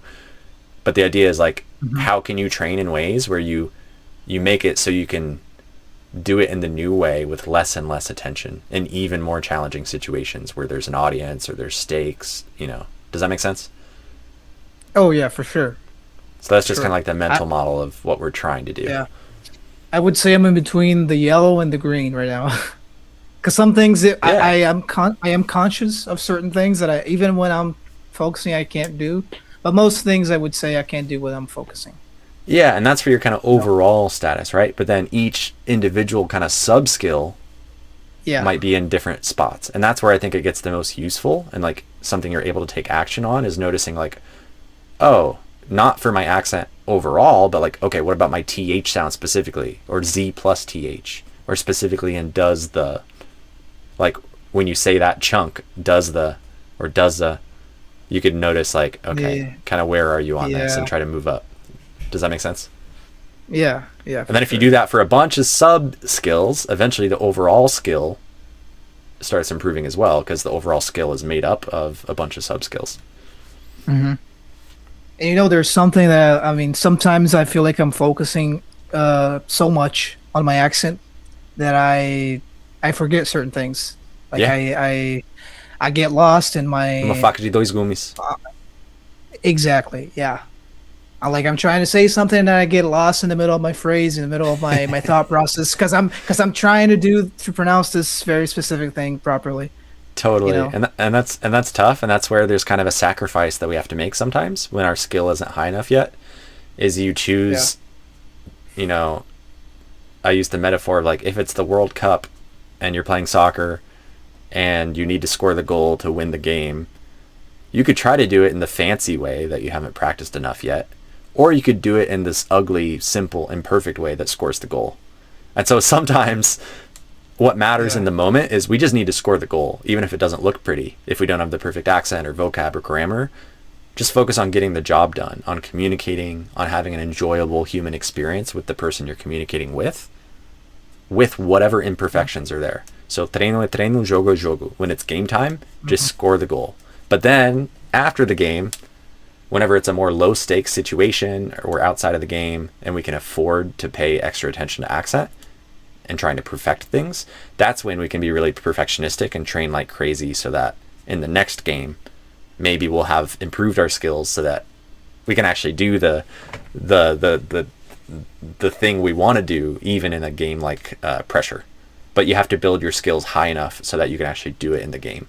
Because yeah, high stakes like game situations where your attention is being stretched on many different things, maybe a complicated topic that you're trying to explain or something, you only have so much attention. So if you're focusing too much on accent, then the explanation fails. And if you're focusing on the explanation, then maybe the accent fails because you just don't have enough skill at both of them yet to do them both. And that's okay. Yeah, I feel like sometimes like I hesitate to say certain things. I want to say something, then I start hesitating because I'm I don't know, I'm trying to think in my mind, how should I say that properly, like with the perfect American accent, and then I don't say it, or I say it in a worse way, quote unquote. You know? Yeah, and that's where again it depends. You just have to know what kind of moment you're in, because there isn't one perfect choice for that. Sometimes it's worth it to hesitate and try to say it in the best way you can. In other moments, maybe flow is more important and allow yourself to just say something imperfect and keep going. Yeah, for sure. Someone said double-sided knife, faca de dois gumes. So in English, we usually say a double-edged sword. Oh, yeah. Double-edged sword, yeah. Yeah. And there might be other phrases depending on where the English speaker is from, but for me as an American with my background, it's probably technically hyphenated. You're from the Midwest, right? Yeah, I'm from the Midwest. Yep, from Iowa. I see. My friends from Michigan, they say like, "Oh, you have a very specific accent because you sound a little bit like a Brazilian, a little bit like somebody from the Midwest, somebody from Michigan." They say that about you, about your accent? They say that about me. Like, that's awesome. If one day I go to America and people hear me, they are gonna be like very confused. That's awesome. Like, that's what they say. I don't know. You should test it out, because the only way you know, and sometimes the feedback will be what you hope for, sometimes it won't. It may depend, it may vary. Like I'll get feedback, the only way is to actually do it and go interact with a bunch of native speakers and not just the ones you already know. Because like when I post content on Instagram of me speaking in Portuguese, I'll get different feedback. Some people will be like, wow, you sound exactly like a Brazilian, like I didn't know you were not Brazilian. Other people will be like, no, it's of course he's not Brazilian, it's obvious, you can hear in this word and this word. Other people will be like, your accent sounds like it's from São Paulo, and then someone else in the same thing will be like, your accent sounds like it's from Curitiba, and then someone else will be like, your accent sounds like it's from Maceió, or what. It's like everyone has their opinions, so you kind of learn to not take anyone's opinion as too much truth, but you can kind of triangulate as you hear feedback or lack of feedback from many people. You can start to get a feel for what your accent probably is in reality. Yeah. Because I would say like my biased perspective is that, again, you're very close to sounding like a native, and there are plenty of moments where you pass as native, but then for me at least, and this will not be the same for all native speakers, I can feel that you're not native, or at least I have that question mark popping up in certain moments, but you're like really close. But I'm also someone who's more obsessed about accent than most people. So I would guess that there will be some native speakers who, for some significant amount of time when they're talking to you, will not realize that you're not from the US, which is awesome. Yeah, I mean, I know for sure I have an accent. Like I can hear my accent when I record myself. I know for sure I have one, but I mean, it's just kind of different. Everyone has a different one, you know. Yep. But yeah, you're doing great. And even if you never get to the mythical, 100% sounding like a native 100% of the time, I think it's still an awesome journey and a meaningful, valuable journey. And you've gotten a result that a lot of people would love to have already. And you can keep going as deep as you want, whatever is satisfying to you. Yeah. Yeah. Oh, and by the way, the first time you were talking about your accent in Portuguese, first time I found you on Instagram, I saw the first reel, I heard you speaking Portuguese. I thought you were Brazilian for a minute there. So that's awesome. And yeah, that sounds So, about yeah, right for a minute. And then, something probably slips. But that's how I think of it, is it's not a binary native or no necessarily. Like, it's kind of like a probability over time. So it's like, how long can you speak before they find out? For some people, for some listeners, exactly. it's literally you say hello and they're like, where are you from? The first word. And then other moments you might be able to get 2 words or 5 words or 10 seconds or 60 seconds. And, you just keep improving, increasing that probability and that amount of time that you can, mislead, certain native speakers and have that illusion for a little bit. And I say mislead kind of jokingly because I don't see it as a negative thing, but yeah. Yeah, absolutely. Awesome. All right. Anything else you want to ask about? I don't know. Did we? Yeah, we gave feedback. We didn't read a pre-written text. We did your monologue, so I'm glad we did that.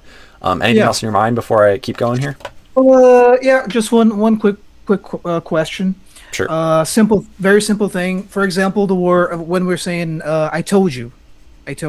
So there is a D and then there's a U after. I was just wondering because I noticed I'm saying like told you. Yep. Becomes a J. Is that right? Yep. Or should I say it differently? Told you. I told you. No, it's really common. Congratulations. Yeah, D plus Y. Yeah, it depends on the specific word and stuff, like statue, congratulations, education, like for whether there's going to be kind of a hidden Y or whether the D becomes a J. But basically, if you have a D plus a Y sound, whether it's written that way or not, I think there's often going to be the possibility of saying it with a J sound. So like, what did you do? What did you? In the did you transition, you have a D plus Y, did you or did ya? So same thing as the example you just gave. So D plus Y often becomes a J. And it's optional. Kind of like pa-da-pa-da-pa. Like there isn't just like one right answer. It's you have multiple options and you'll hear all of them as you listen to natives. All right. Yeah. Perfect. Awesome. Yeah. Happy to Thanks help. for the help. Yeah. Tamo junto. Talk to you later. All right. And feel free to message me on Instagram. You mentioned we had talked a bit before in DM, but via DM, but I don't always associate because your name here on YouTube, I don't see the Instagram name, handle, profile picture. But if you message me and say like, "Hey, I was on the live. This is me," or whatever, then I can start to associate who you are on Instagram with here, possibly. All right. Cool. I'll send you a message. Sounds good. Thanks, Will. Yeah. Happy to help, Leonardo. Talk to you later. Later. Bye. All right, next up we got Mike, and then Izaki, then Homulu. And again, I said I was going to go faster. I ended up spending more time there because I love trying to help. I get pulled in, but I am, it's getting into the evening, and my wife is potentially going to be home soon, and I'll probably wrap up the live before too long, so maybe I do need to go a bit faster, or maybe I won't quite get to everyone here. Maybe I'll find a way to help you even if I can't help you live here. We'll see how I handle that. I would love to help everyone who's here if I can. So we'll see what we can get done, but I will have to go before too long. So again, Mike is next up. I'm admitting you now. And then after that, we have Izaki and Homulu.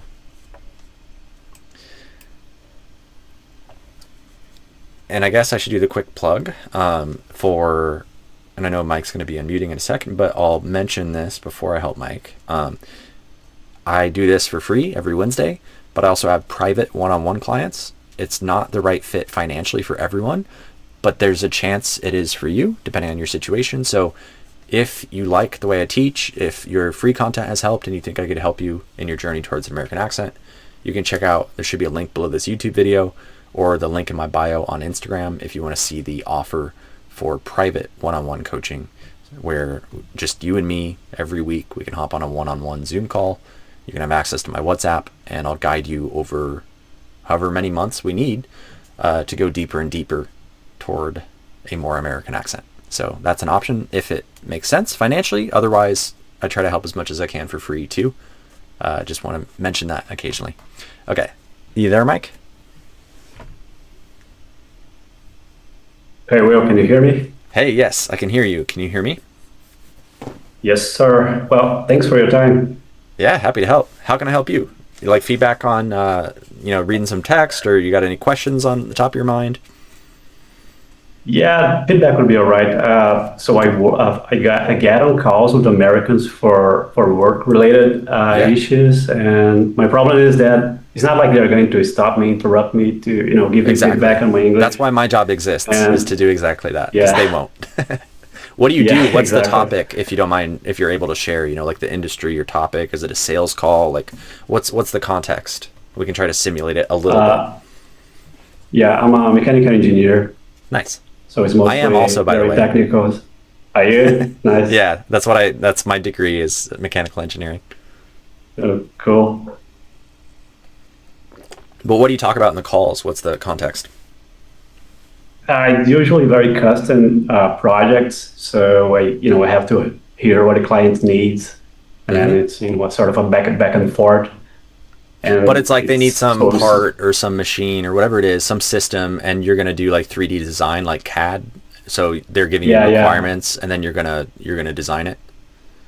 Correct. Yeah. Okay, so I'll say I don't know what you would call your role, so you can correct me. Can you see my screen, by the way? Just making sure. Yeah, I can. Talking to clients who give requirements for what part system they need. Maybe something like that. Yeah, that sounds all right.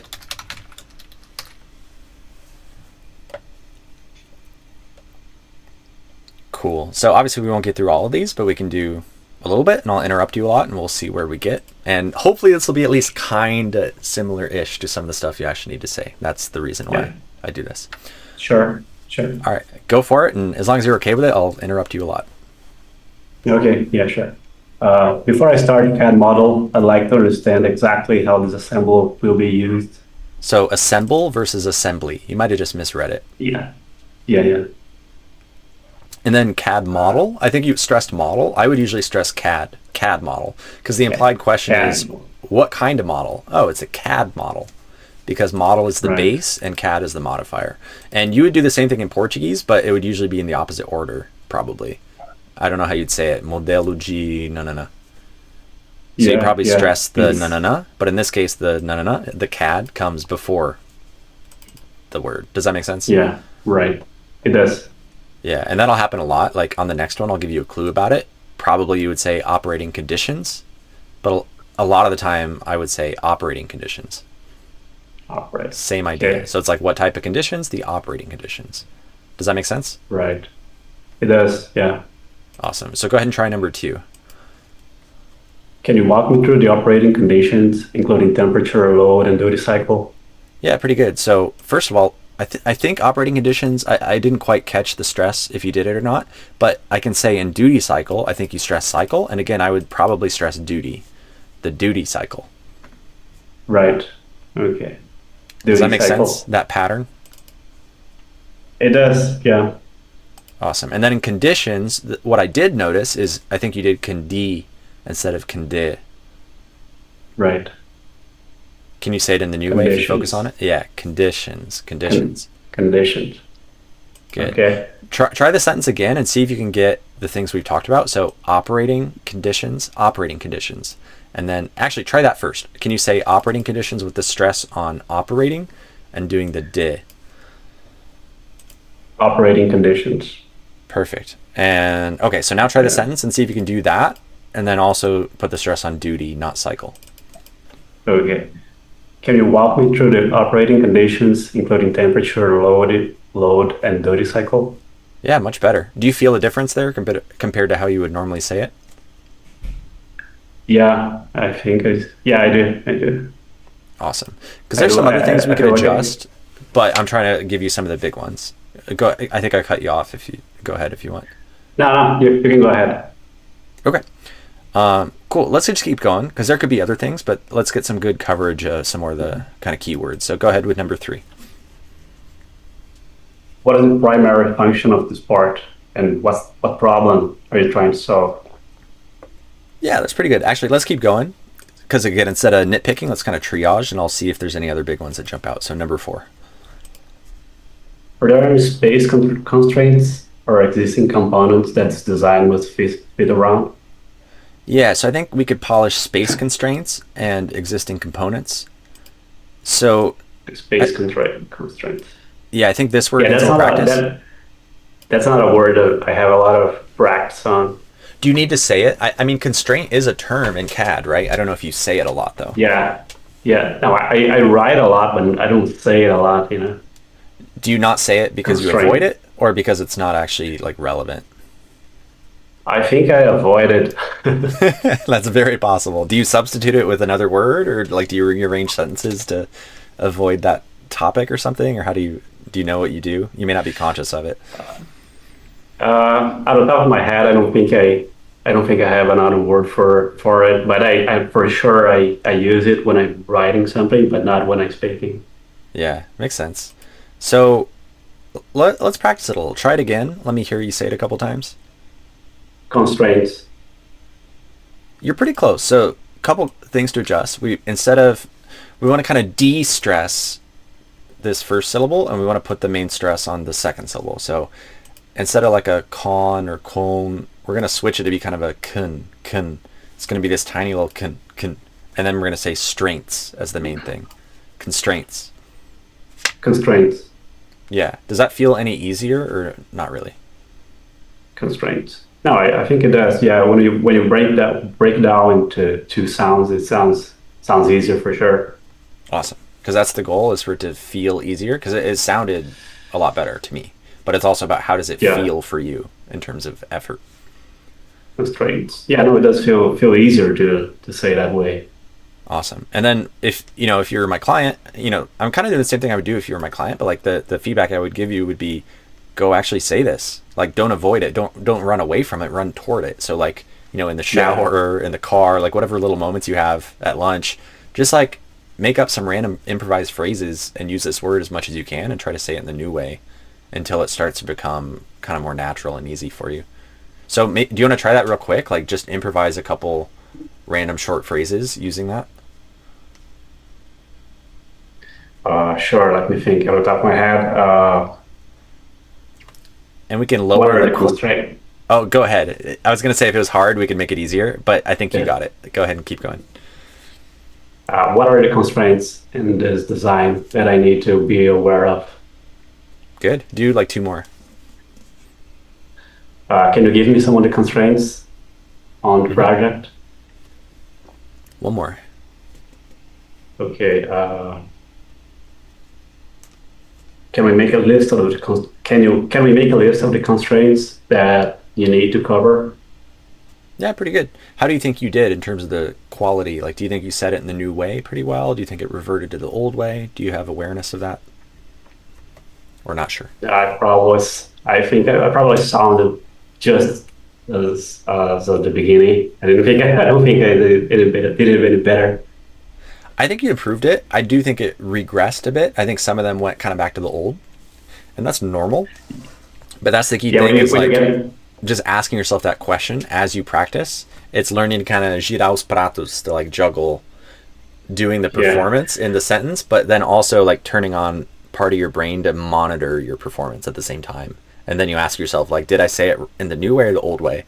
So then you can kind of have that feedback loop to see if you did it right or if it slipped. And you're not going to be perfect at it, but just asking yourself that question, you will start to notice it better. Does that make sense? Yeah, it does. And when you're conscious about the word, that's even harder to pronounce it right. Sometimes, yeah. It's suddenly like, it sounds weird, it sounds foreign, you get in your own head about it. It feels like there's a hole in the middle of the phrase you're going to have to say out loud, and it gets even worse. Yeah, and there's kind of like pressure, and it's easy to sort of like choke is like a term used in sports where it's like, oh, you crack under the pressure. Yeah, but that's why we practice. Exactly. That's why we practice, so that you go through that kind of choking experience and learn to get through it and learn that it's okay in low stakes situations and simulated situations. And then eventually you can actually do it in, higher stakes situations and have a better chance of actually doing it well because you practiced it a million times in, easier kind of simulated or lower stakes situations. And eventually you just get better at it. It gets easier. Yeah. I think I learned to say world better because of you. You said it really well. I started to use. That was good. Yeah, I started to use all the time, just by myself in the shower until it burns my brain, and I don't need to. That's awesome. I'm happy to. You said that was from my stuff. Is that what you said? That you learned that? Yeah, yeah. Awesome. That you broke down the word into we and we were we. Yeah, were. I don't remember how you broke it down. Yeah. Yeah. Yeah. We were we. Yeah, were like they were, and then old. Yeah, yeah. Exactly. And I'm not, the only person who teaches it that way or whatever, but I'm glad that you found that piece of content and that it helped you. Yeah, that was pretty good. Awesome. Cool. I might keep it moving if that's okay, just because it's getting late and I want to see if I can help Izaki and Homulu here as well. Do you have anything else on your mind before we go? Like, was this helpful, first of all? I know it was quick, but did you get some value from this? Oh yeah, for sure. Just that one word that was pretty good. Awesome. And then the stress, duty cycle, operating conditions, CAD model, you'll see that a lot as well. Yeah. So just a final question, like what would you rate my English right now from like a 0 to 10? Oh man, that's always tough. I could just pick a number out. It's going to be in the high side. It's going to be the top half. I don't know exactly what number. Okay. But yeah, I think you're doing great. Yeah. Are you in Brazil or the US, by the way? No, I'm in Brazil. I work for an American company, remote. Gotcha. That's what I was going to ask. You're doing great. Yeah, keep going. Sometimes people are kind of insecure about their English or like their ability to use it professionally, but I think you're doing great. I think you're, we can always improve, but like, yeah. To me, it seems like your English is, functionally, like professionally proficient, whatever you want to call it. It seems like you're doing a great job. Yeah.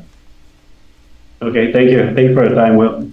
Yeah, happy to help. And again, just mentioning if you do want more help, I do these lives every Wednesday, or there's also the option to become a private client if that's ever interesting. But I'm rooting for you either way. Okay. Thank you. Bye. Yeah, take care. Bye. All right, next up is Izaki and then Homlu. As Hale said, everything's about how long you can deceive people passing as someone of their tribe at LMAO. In a way, yeah. Sort of like being an actor or a spy or something. Doesn't have to be that, but it can be fun to look at it that way. Hey, how's it going? How's Izaki, it going? right? Hey, can you hear me okay? Right. You sound Yeah, good I can on hear my you. end? Yeah. Awesome. So how can I help you today? We can do stuff similar to I've done with others, like 2 defaults. If you have any question on your mind, we could start with that. If there's something you want to ask, if not, that's fine. The other common thing is I can, pull up some quick practice phrases and give you some feedback. Yeah, I mean, I have like one big statement that I try to repeat and try to imitate this like shadow, like a native speaker word. Do you mind if I, my wife's calling? Can you give me just a sec? Let me check in with her. Yeah, no worries about that. Yeah, no worries. Thanks. Oi, amor. Tudo bem? Rapidinho, tô na live.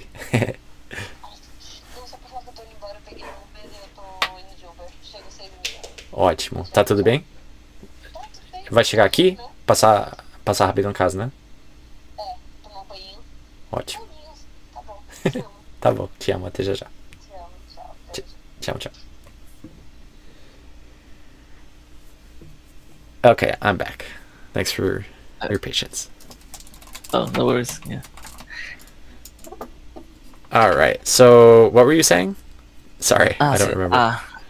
I was gonna say that I have like a statement that I try to shadow and just. Oh yeah. If you want to, we can analyze this to see how we can improve. And... Yeah, let's do that. Do you have it memorized, ready to go? Yeah. Okay, I'll say 3, 2, 1, and then I'll hit record and I'll mute myself, and you can just say it, and then we can listen to it together. Sound good? Okay. Yeah. Okay, so 3, 2, 1. I called for a taxi to go to the mall on 3rd Street. I got in the back of the car and told the driver where I wanted to go. When the driver started to take a different route than the one I'm used to, I tapped him on the shoulder and asked him where he was going. To my surprise, instead of answering me, the driver screamed, lost control of the car, hit the curb at high speed, and stopped 2 wings in front of a pedestrian. Yeah, that's Nice. I like it. Okay, let's analyze it.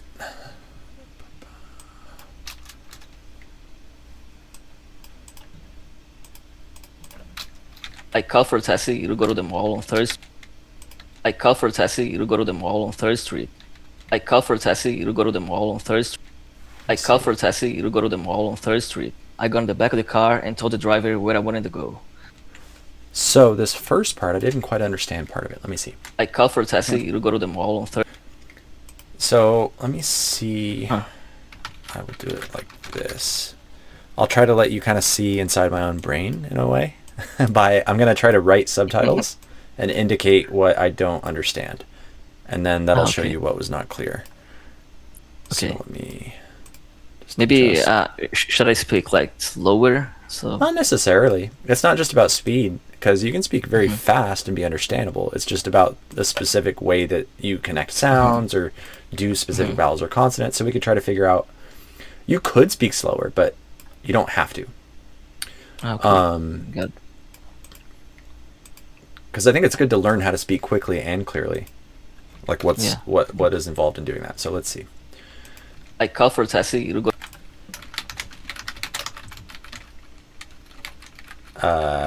And don't tell me what it is yet. I called for a taxi to go to the mall on Third. I called for a taxi to go to the mall on Third Street.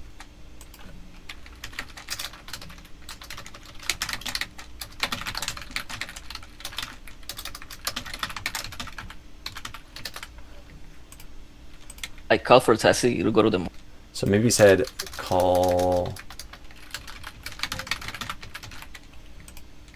I called for a taxi to go to the mall on Thursday. I called for a taxi to go to the mall on Thursday.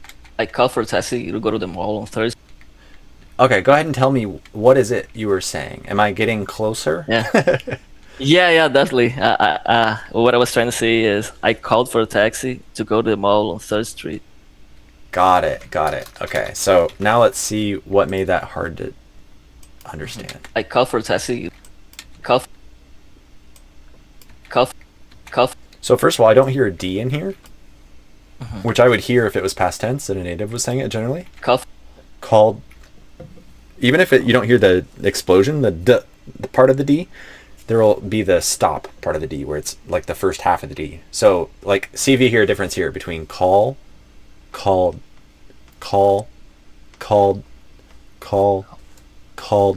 Do you hear how one of them kind of suddenly stops at the end? Yeah. Okay, I can see it. That's what you're missing here for it to be past tense. Because the way you did it, you go directly from the L to the F. I cuff. Or maybe I shouldn't say L. Really do more of a like some sort of vowel directly to the F. I cuff. Cough. I cuff. But yeah, I would do called. I called for a taxi. I cuff. Called for. Yeah, even if I was speaking quick, maybe there'd be some reduction, but it'd be like call for a taxi, call for a. There's a chance that I'm overcorrecting too, and there's a chance that I'm not realizing it, but maybe I would delete the D also. I'm not sure. I'd have to analyze. So I guess there's a question mark there, but I would generally recommend trying to do the D there. Okay, but let's see. I call for a taxi. And then taxi, think of taxi as a KS. Okay. Taxi. So you're missing the K. It sounded like you said taxi or something instead of taxi. And again, the K is kind of tricky because you don't always hear the explosion part, the k. It might just be the stop, the first half. So it might be a taxi. So instead of taxi, it might be taxi. So again, it's the difference between ta and tack. Do you hear how one stops suddenly at the end? Yeah, the second one stops. Exactly. So that's what I'm doing in taxi, is I'm doing that first half of the K, the stop, without the explosion, and then I'm doing the S. Taxi. Can you do that if you focus on it? Okay. Taxi. Yeah. Does that feel different? Taxi. Yeah, definitely.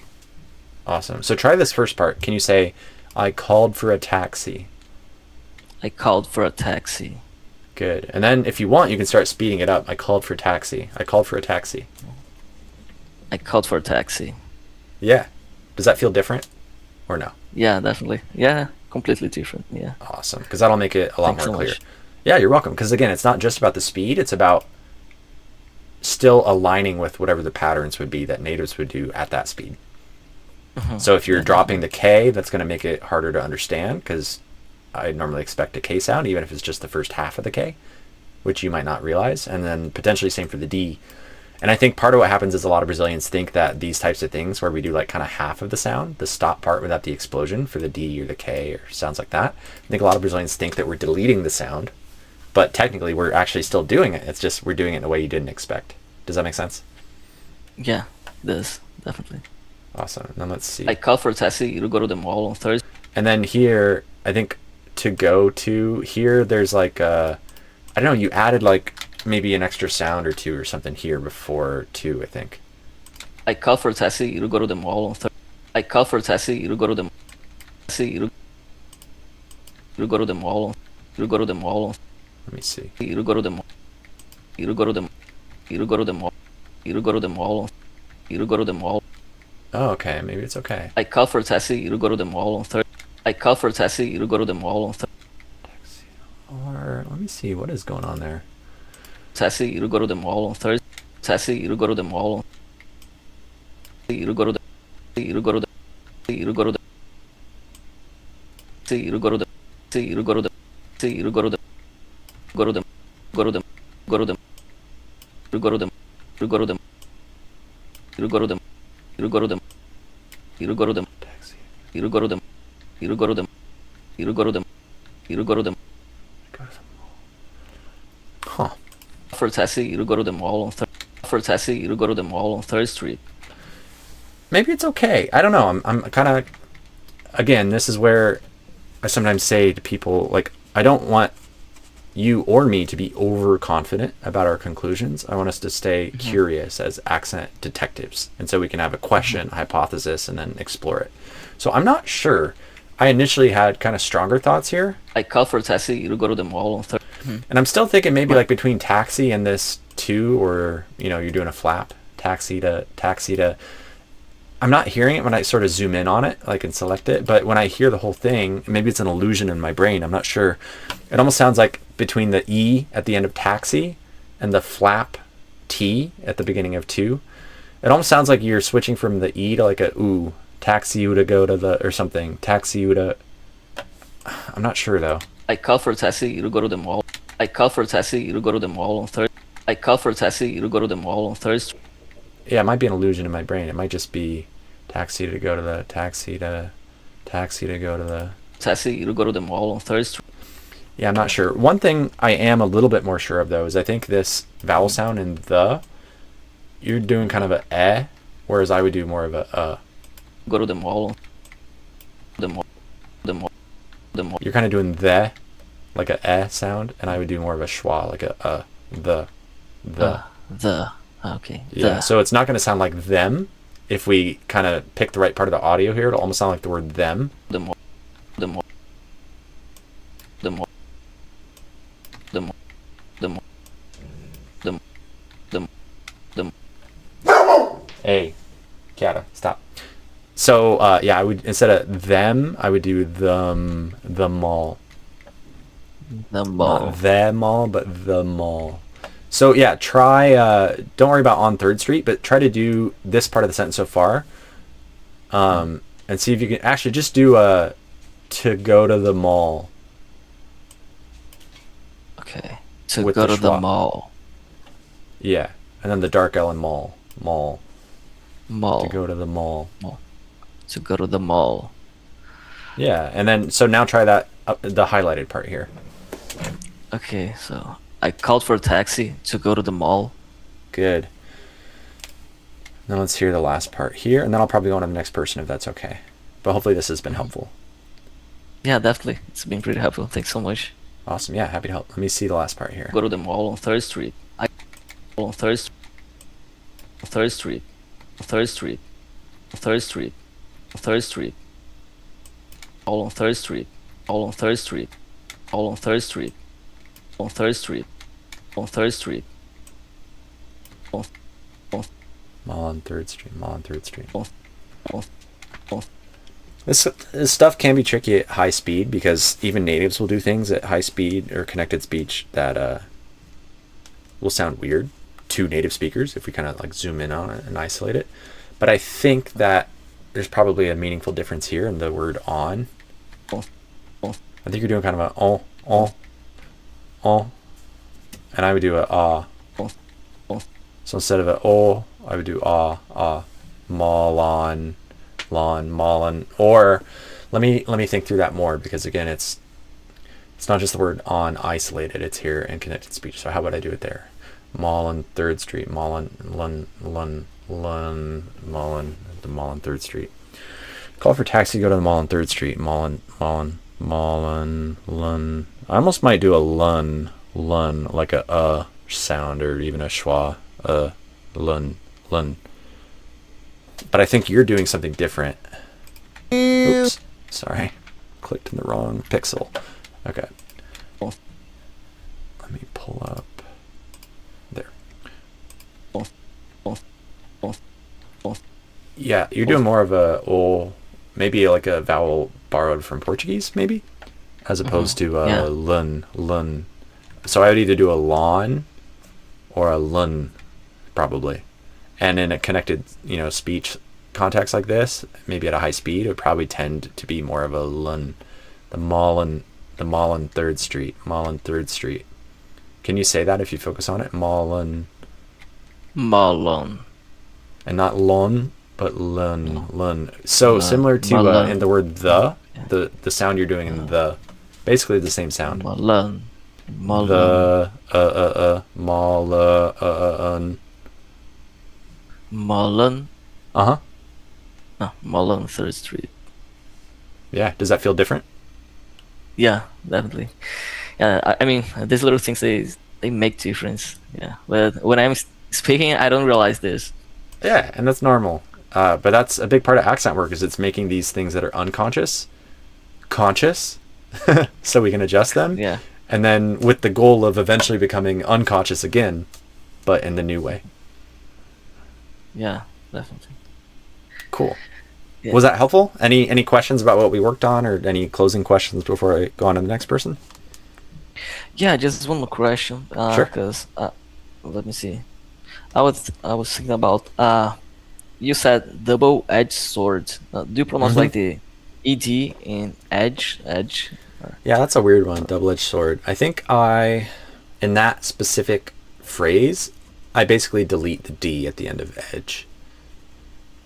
And so it might depend on what word comes after edged. Because if I say like I edged all the bushes or something, like using edge as like a, some context where edged is followed by a vowel, then I think you'll hear that D more clearly. Edged, does that make sense? Edged a lot of, edged all the bushes, whatever the context would be. But in something like where it's followed by an S, like edged sword, it's a lot harder to say that D in that context, and I think it's less important. I could do it, but I think it's pretty common for it to end up getting deleted. Edge sword, double-edged sword, edge sword. So basically it's going to depend on the next word. A lot of the time, yeah. That's often the answer for accent stuff, is it depends. And then it's learning what kind of depends is it. Because sometimes it's, it could be either. And it's just like a probability thing. Like, could be either way. Kind of like para and pra. Sometimes it could be either one, depending on the moment. And then there's other situations where, okay, in this specific situation, yes, it depends in general. But in this specific situation, it's pretty much always going to be this option. And then in this other specific situation, it's always going to be this option. Just like I could say either as either or either, and I might do that kind of randomly. But if I'm saying the phrase specifically, let's do it with the word neither. So I could say neither or neither and substitute them back and forth kind of randomly in a lot of situations.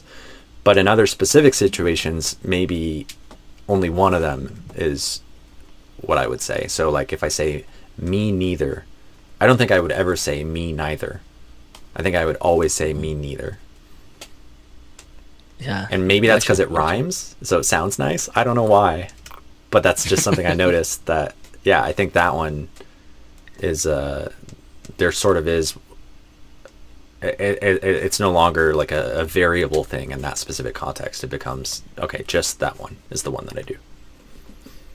Yeah, definitely. I mean, sometimes when you are trying to speak in English, I believe there are some sort of things that They just come up, and I don't know.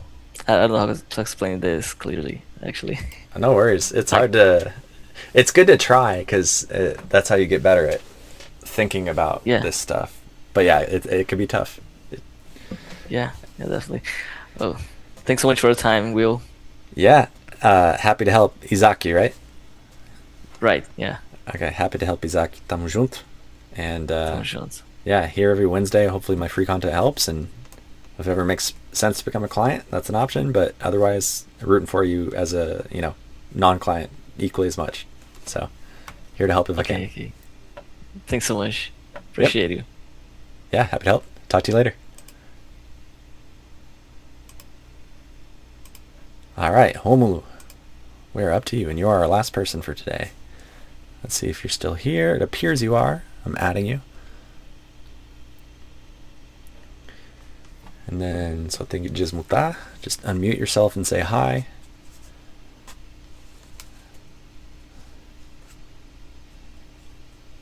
You're still on mute, so I don't hear you yet.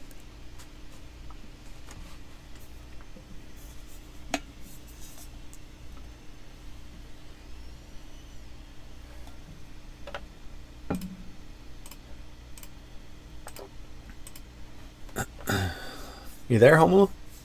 I don't know if I'm saying your name right. You can correct me, but you are still muted. Let me see. I think I can ask you to unmute or something. Ask to unmute. See if you're there. Here to help if I can. We'll see if this works. I don't know if you have some issues on your end.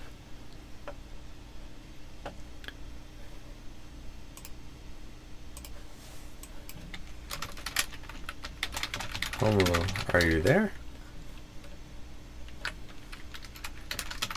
Thank you, Jismuta. Or let me know in the YouTube chat.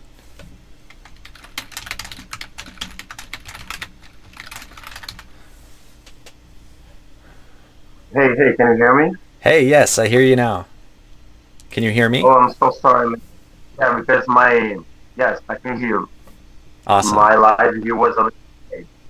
So, no worries. And you might need to mute the YouTube live so you don't hear like an echo or something too. Okay, I just mute. Just pause. My question, I have a few questions, but the first question is about the sound of ED, and after the article. Just a second, your audio is kind of cutting in and out. Your audio is kind of low quality. It might be good enough, but it is a little bit hard to hear. I don't know if there's something you could do to improve it. Yeah, I was using earphones, so. Oh, yeah, now it's much better. It's quiet. Yeah, now it's much better. It's quiet. But it's quiet, and I hear myself as an echo as well. But now I don't. You? Okay. I think I need to remove the volume in my laptop, on my laptop. So is it better now? Yeah, I don't hear myself. Yes, it is better. You're very quiet, but I can hear you. Yeah, okay. So my first question is about the ED sound after the article the. For example, I played the, in the simple past, when the verb to play, you have the ED after. And sometimes I've heard lots of people pronouncing the ED, and some people they're just like, I play the cards. Yep. They like omit the EDs, not the ED, but the D sound of the past of verb to play. Is that correct, or play the cards? Way to play pronounce? the cards. So play the cards. I would guess that we might have to look at specific instances because there could be cases where maybe it gets even deleted. Yeah. But I think generally what I would expect to happen, based on my current understanding, is that we would hear half of a D sound. And you might not be noticing it, but I think I would probably notice it. So I think you might not hear the duh, the explosion of the sound, the duh part, but if you hear a difference between these two, that'll be the thing I'm talking about. So play, played, play, played. Do you hear one kind of suddenly stopping at the end? Yeah. So that's still a D. that still counts as a D. It's just that first half of the D where so for a D, there's two parts. The first part, the first half is where my tongue goes up and touches the roof of my mouth and it stops the sound. So that's the stop part, the first half. And that's the part I'm still doing. The second half, which is optional, is where the pressure builds up behind that tongue position. The air pressure kind of builds and then we release it and it's sort of this explosion of sound. And that's the part people usually think of where it's the duh, that kind of explosion of sound. And that's the part that I'm not doing. But I'm still doing the first half where my tongue goes up and stops the sound. I just don't release it as an audible explosion. Does that make sense? Yeah, so let me see if I got it.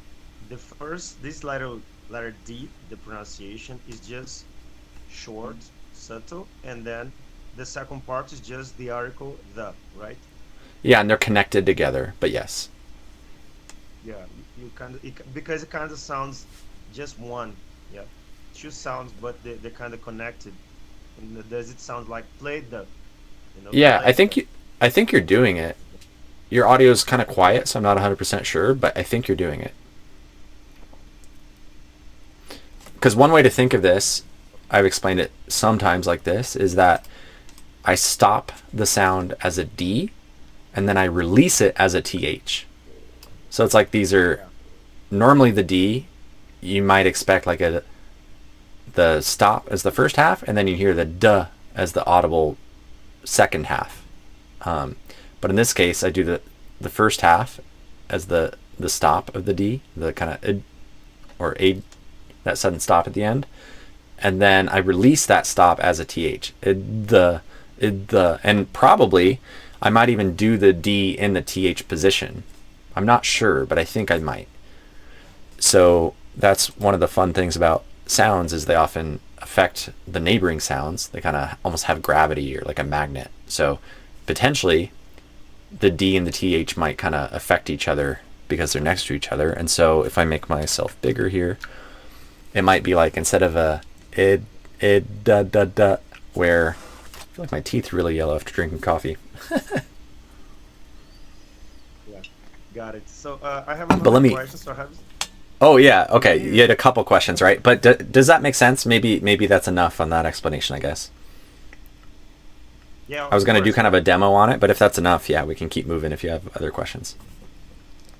Yeah, your answer was really amazing, so I got it. Perfect. My second question is about some phrasal verbs in terms of understanding when we say, for example, this phrasal verb clean up. For example, when we just say clean, for you guys, you are a native speaker, so you can say, how wrong does it sound for you when you just listen? Because, for example, when you translate to Portuguese, it's just limpar. I know that the preposition up has the idea of completion. I think that's the word for complete. Because when you clean up, you just complete the whole action, the whole verb, the whole idea. But for example, if a person, when they're talking, they just mess it up and say, clean this, instead of clean this up. Does it sound for you so wrong? How does it sound for you guys? Because you're native, because I'm not native. I'm just Brazilian. So this kind of subtle mistakes, you know? Yeah, it is outside the scope of accent, but I'll still give it my best attempt to answer it. It would depend on the specific situation probably.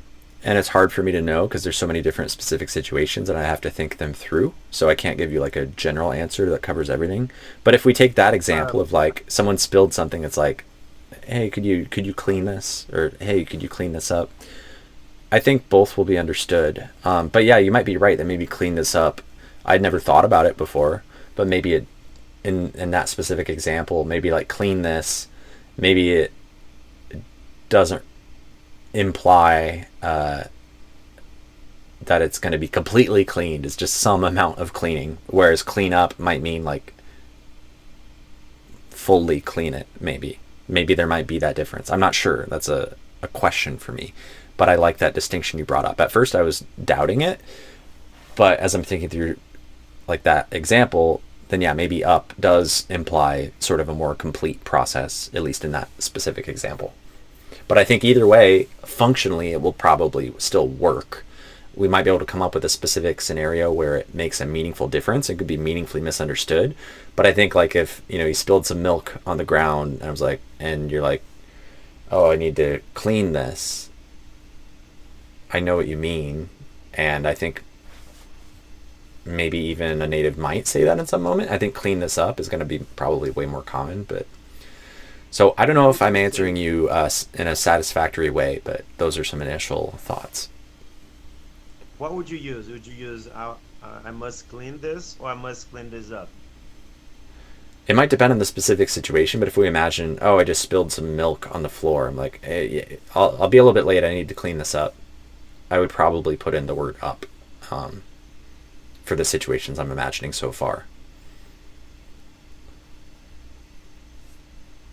Another question is about, for example, in terms of how does it sound when we say the grammar, present perfect and present perfect continuous.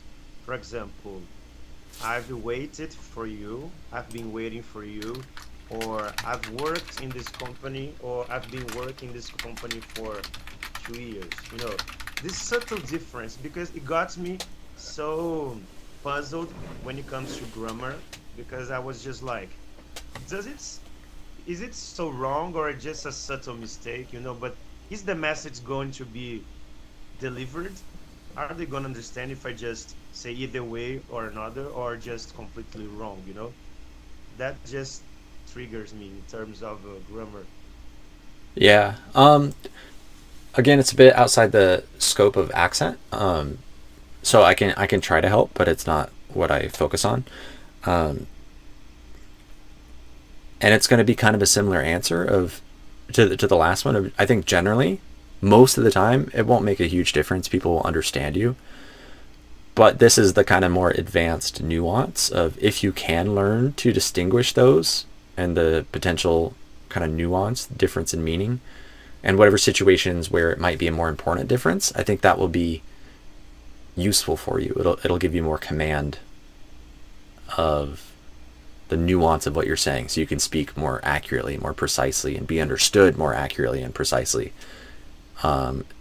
Otherwise, people will be not sure if it's exactly what you meant to say. They'll be like understanding 90%, and then it'll usually be close enough. But that last 10%, I think, is part of how you become like kind of really advanced in a language, is understanding those nuances and not just kind of guessing and hoping. So I think it's good enough for survival and most everyday communication. Not a huge deal. There's plenty of people who are quote unquote advanced who also struggle with that. But I think that's one of those great areas to explore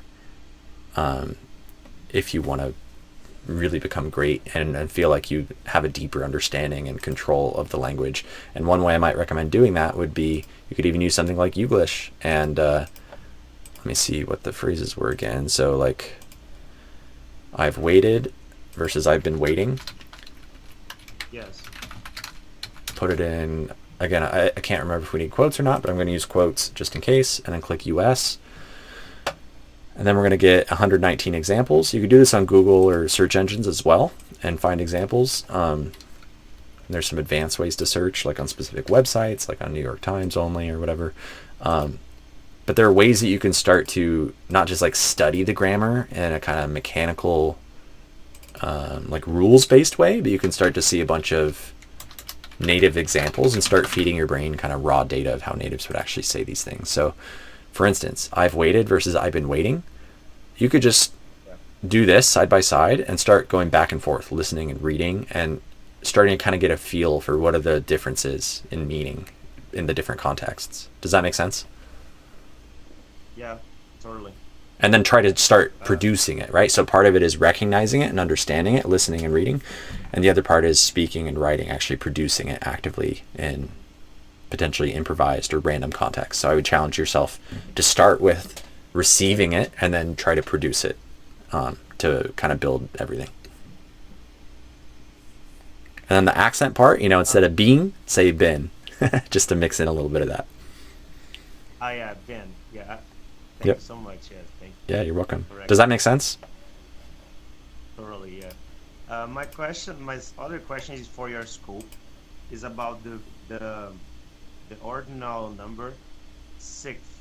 You know, I have a huge difficulty about pronouncing this because the letter X after the X becomes the TH sound. So, can you help me with this? Yeah, try to say it again. Sixth.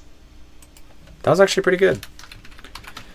So yeah, basically It sounds so wrong when I say because, you know, it's strange because the letter X in another context, you know, fix. Okay, fix, really easy.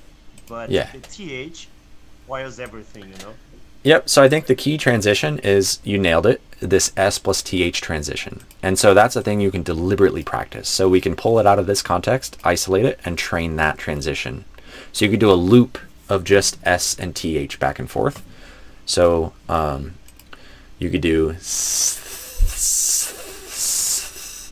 and practice doing a TH that's not the big exaggerated TH where you put out like a lot of your tongue, like a, but do just a really subtle TH where it's just barely sticking your tongue out, only a tiny bit, like that still counts as a TH.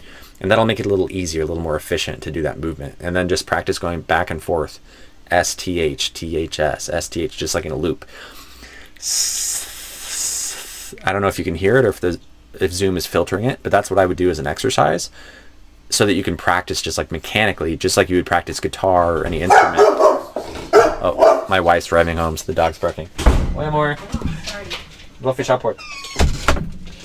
And I'm gonna have to go in just a minute here. But I would practice that as like a mechanical skill, so you can build up the skill to do that transition for the S to the TH and build up speed, so you can do it at a higher and higher speed, so you can get to like,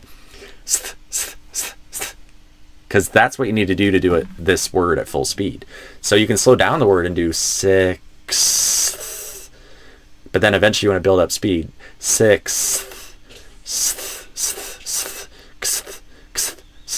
sixth. But it still has that core fundamental skill of the S to TH transition. Does that make sense? Totally. Another question is about the word close. Is Yep. that it? That's pronounced correctly? Close. THES, final. Yeah, again, it's a little hard to hear because your audio is quite low, but yeah, you could basically say it the same as close with a Z sound with the optional little bit of a TH. You could do a really clear audible TH, or you could potentially even delete it, or you could do kind of a light TH. You know, there's kind of options. But yeah, it could even become basically the same pronunciation as like to close the door. So like I'm wearing clothes. Maybe there's a light TH in there, but it could pretty much disappear. My other question in terms of your scope is about two and the number. TOO, TOO, and the number two. Is that the same? Two?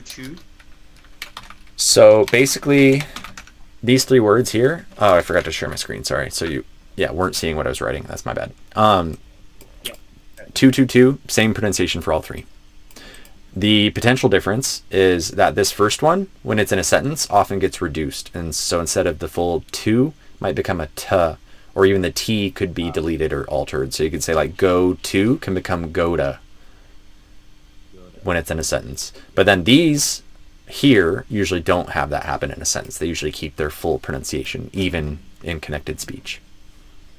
Yeah, because on Instagram, I've watched lots of reels, people teaching. They're just like, no, there's a subtle difference. There are, many people. I wouldn't worry about it. I don't think there is for me. There could be in some accents, but I don't think you need to worry about it. I would just say them the same. As far as I'm aware, I say them the same. Okay, that's good to hear. And Yep. about the word pan, the cooking object, the writing stuff, pen, and Yeah, we'll make this the last one, if that's okay. Because, I'm going to go do some other stuff here. But hopefully this is helping. So, okay, pan and what you said? PAN, PAIN, and PEN. Yes. So these here? Yes.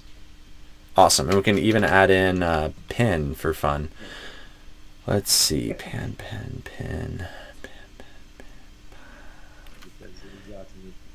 Yeah, so There's different ways I could show this. Let me close some of these. That it pan, pain, and pin, pan, pin. And So,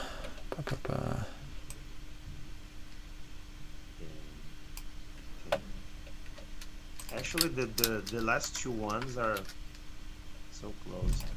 Yep. So I'm going to try to make this a little more clear.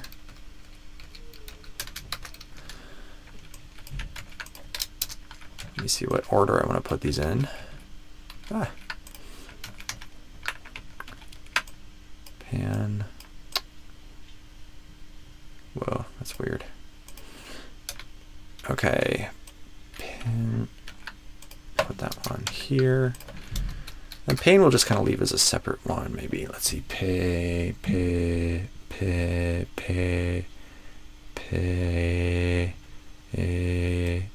Or we could keep it up here, I guess.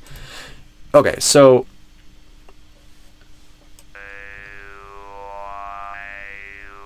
these are kind of robotic vowel sounds. I might need to adjust my audio if it cuts it out in a weird way. Okay, I adjusted my audio. Can you hear the kind of synthetic vowel sounds? Yes, I can. Awesome. So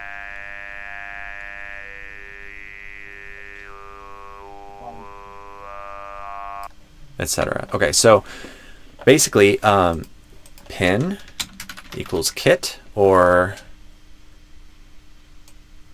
I can try to compare these to some Portuguese stuff.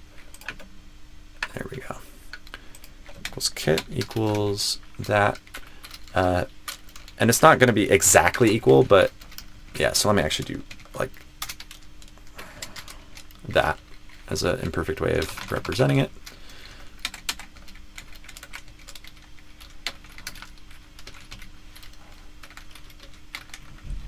We'll call this ban for now. Good enough. And I'll call that a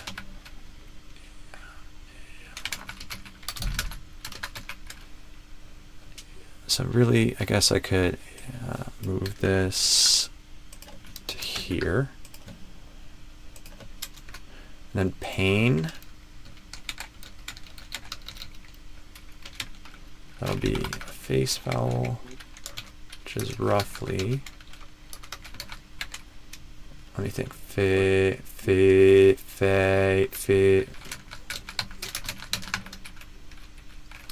something like that. So this is not perfect, but this will get us in the ballpark. And then exploring vowel space, we can think about how high the tongue is or low. So like low tongue is lower on this, high tongue is higher on this. The high or low part of the tongue, if it's more in the front of the tongue, will be towards the left side of the diagram. If it's more in the back of the tongue, will be towards the right side of the diagram. That may be confusing if you're not used to it, but it could be helpful as you get familiar with it. So basically, I tried to order these kind of based on height. So like these first three ones all kind of start with a I or something in that vicinity. They're not going to be exactly that. There's a bit of variation. But then pen is a bit more open, at least in my accent. So that would be the first distinction, is to notice the beginning vowel sound.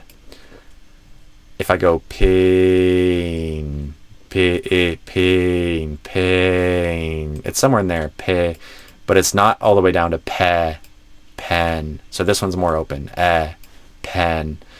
Pain is more closed at the beginning. Pain, something like that. Pin is also somewhere more closed compared to pen. So if I go pin, it's kind of like você, pin, compared to pen. And then pan, this one surprises a lot of people because they see the A and they expect a more open sound. That would be down here, like in, I don't know, pad. That would be trap or bat. And then that would be, yeah, kind of a like extra open, you know. We don't really have we don't exactly have that in Portuguese, but yeah, so for this pan, even though you might expect the a from pad, it's instead I do a different sound because it's before an N. And so I do kind of a p instead of a pa. pa. I do pe. So basically a e and then a schwa or a something like that. Pe. Does that make sense roughly, even if it may take practice? Yeah, not really just with my questions. Thank you so much. Yeah, awesome. Happy to help. Cool. Hopefully this helped. Tamo junto. Torcendo por você. Was this helpful? Tem alguma sacada boa de hoje? Yeah, you just hear all the things that I have, and I just follow you on Instagram. I just scrolling up, and then I just saw one of your videos, and I just liked, and then I follow you now. I'm a follower, and it was really, your videos are amazing. So today I think this explanation was the key. About pronunciation. Awesome. I'm glad it was helpful. All right, man. I gotta go. I'm glad this helped, and yeah, rooting for you. Have a good night. Yeah, have a good night. See ya. See you next live. Yeah, see ya. Bye-bye. Bye-bye. All right, so that was our last live interaction here. I guess my head was covering a bit of that, so they're moving my head so you can see. But yeah, hopefully this was helpful for all of you.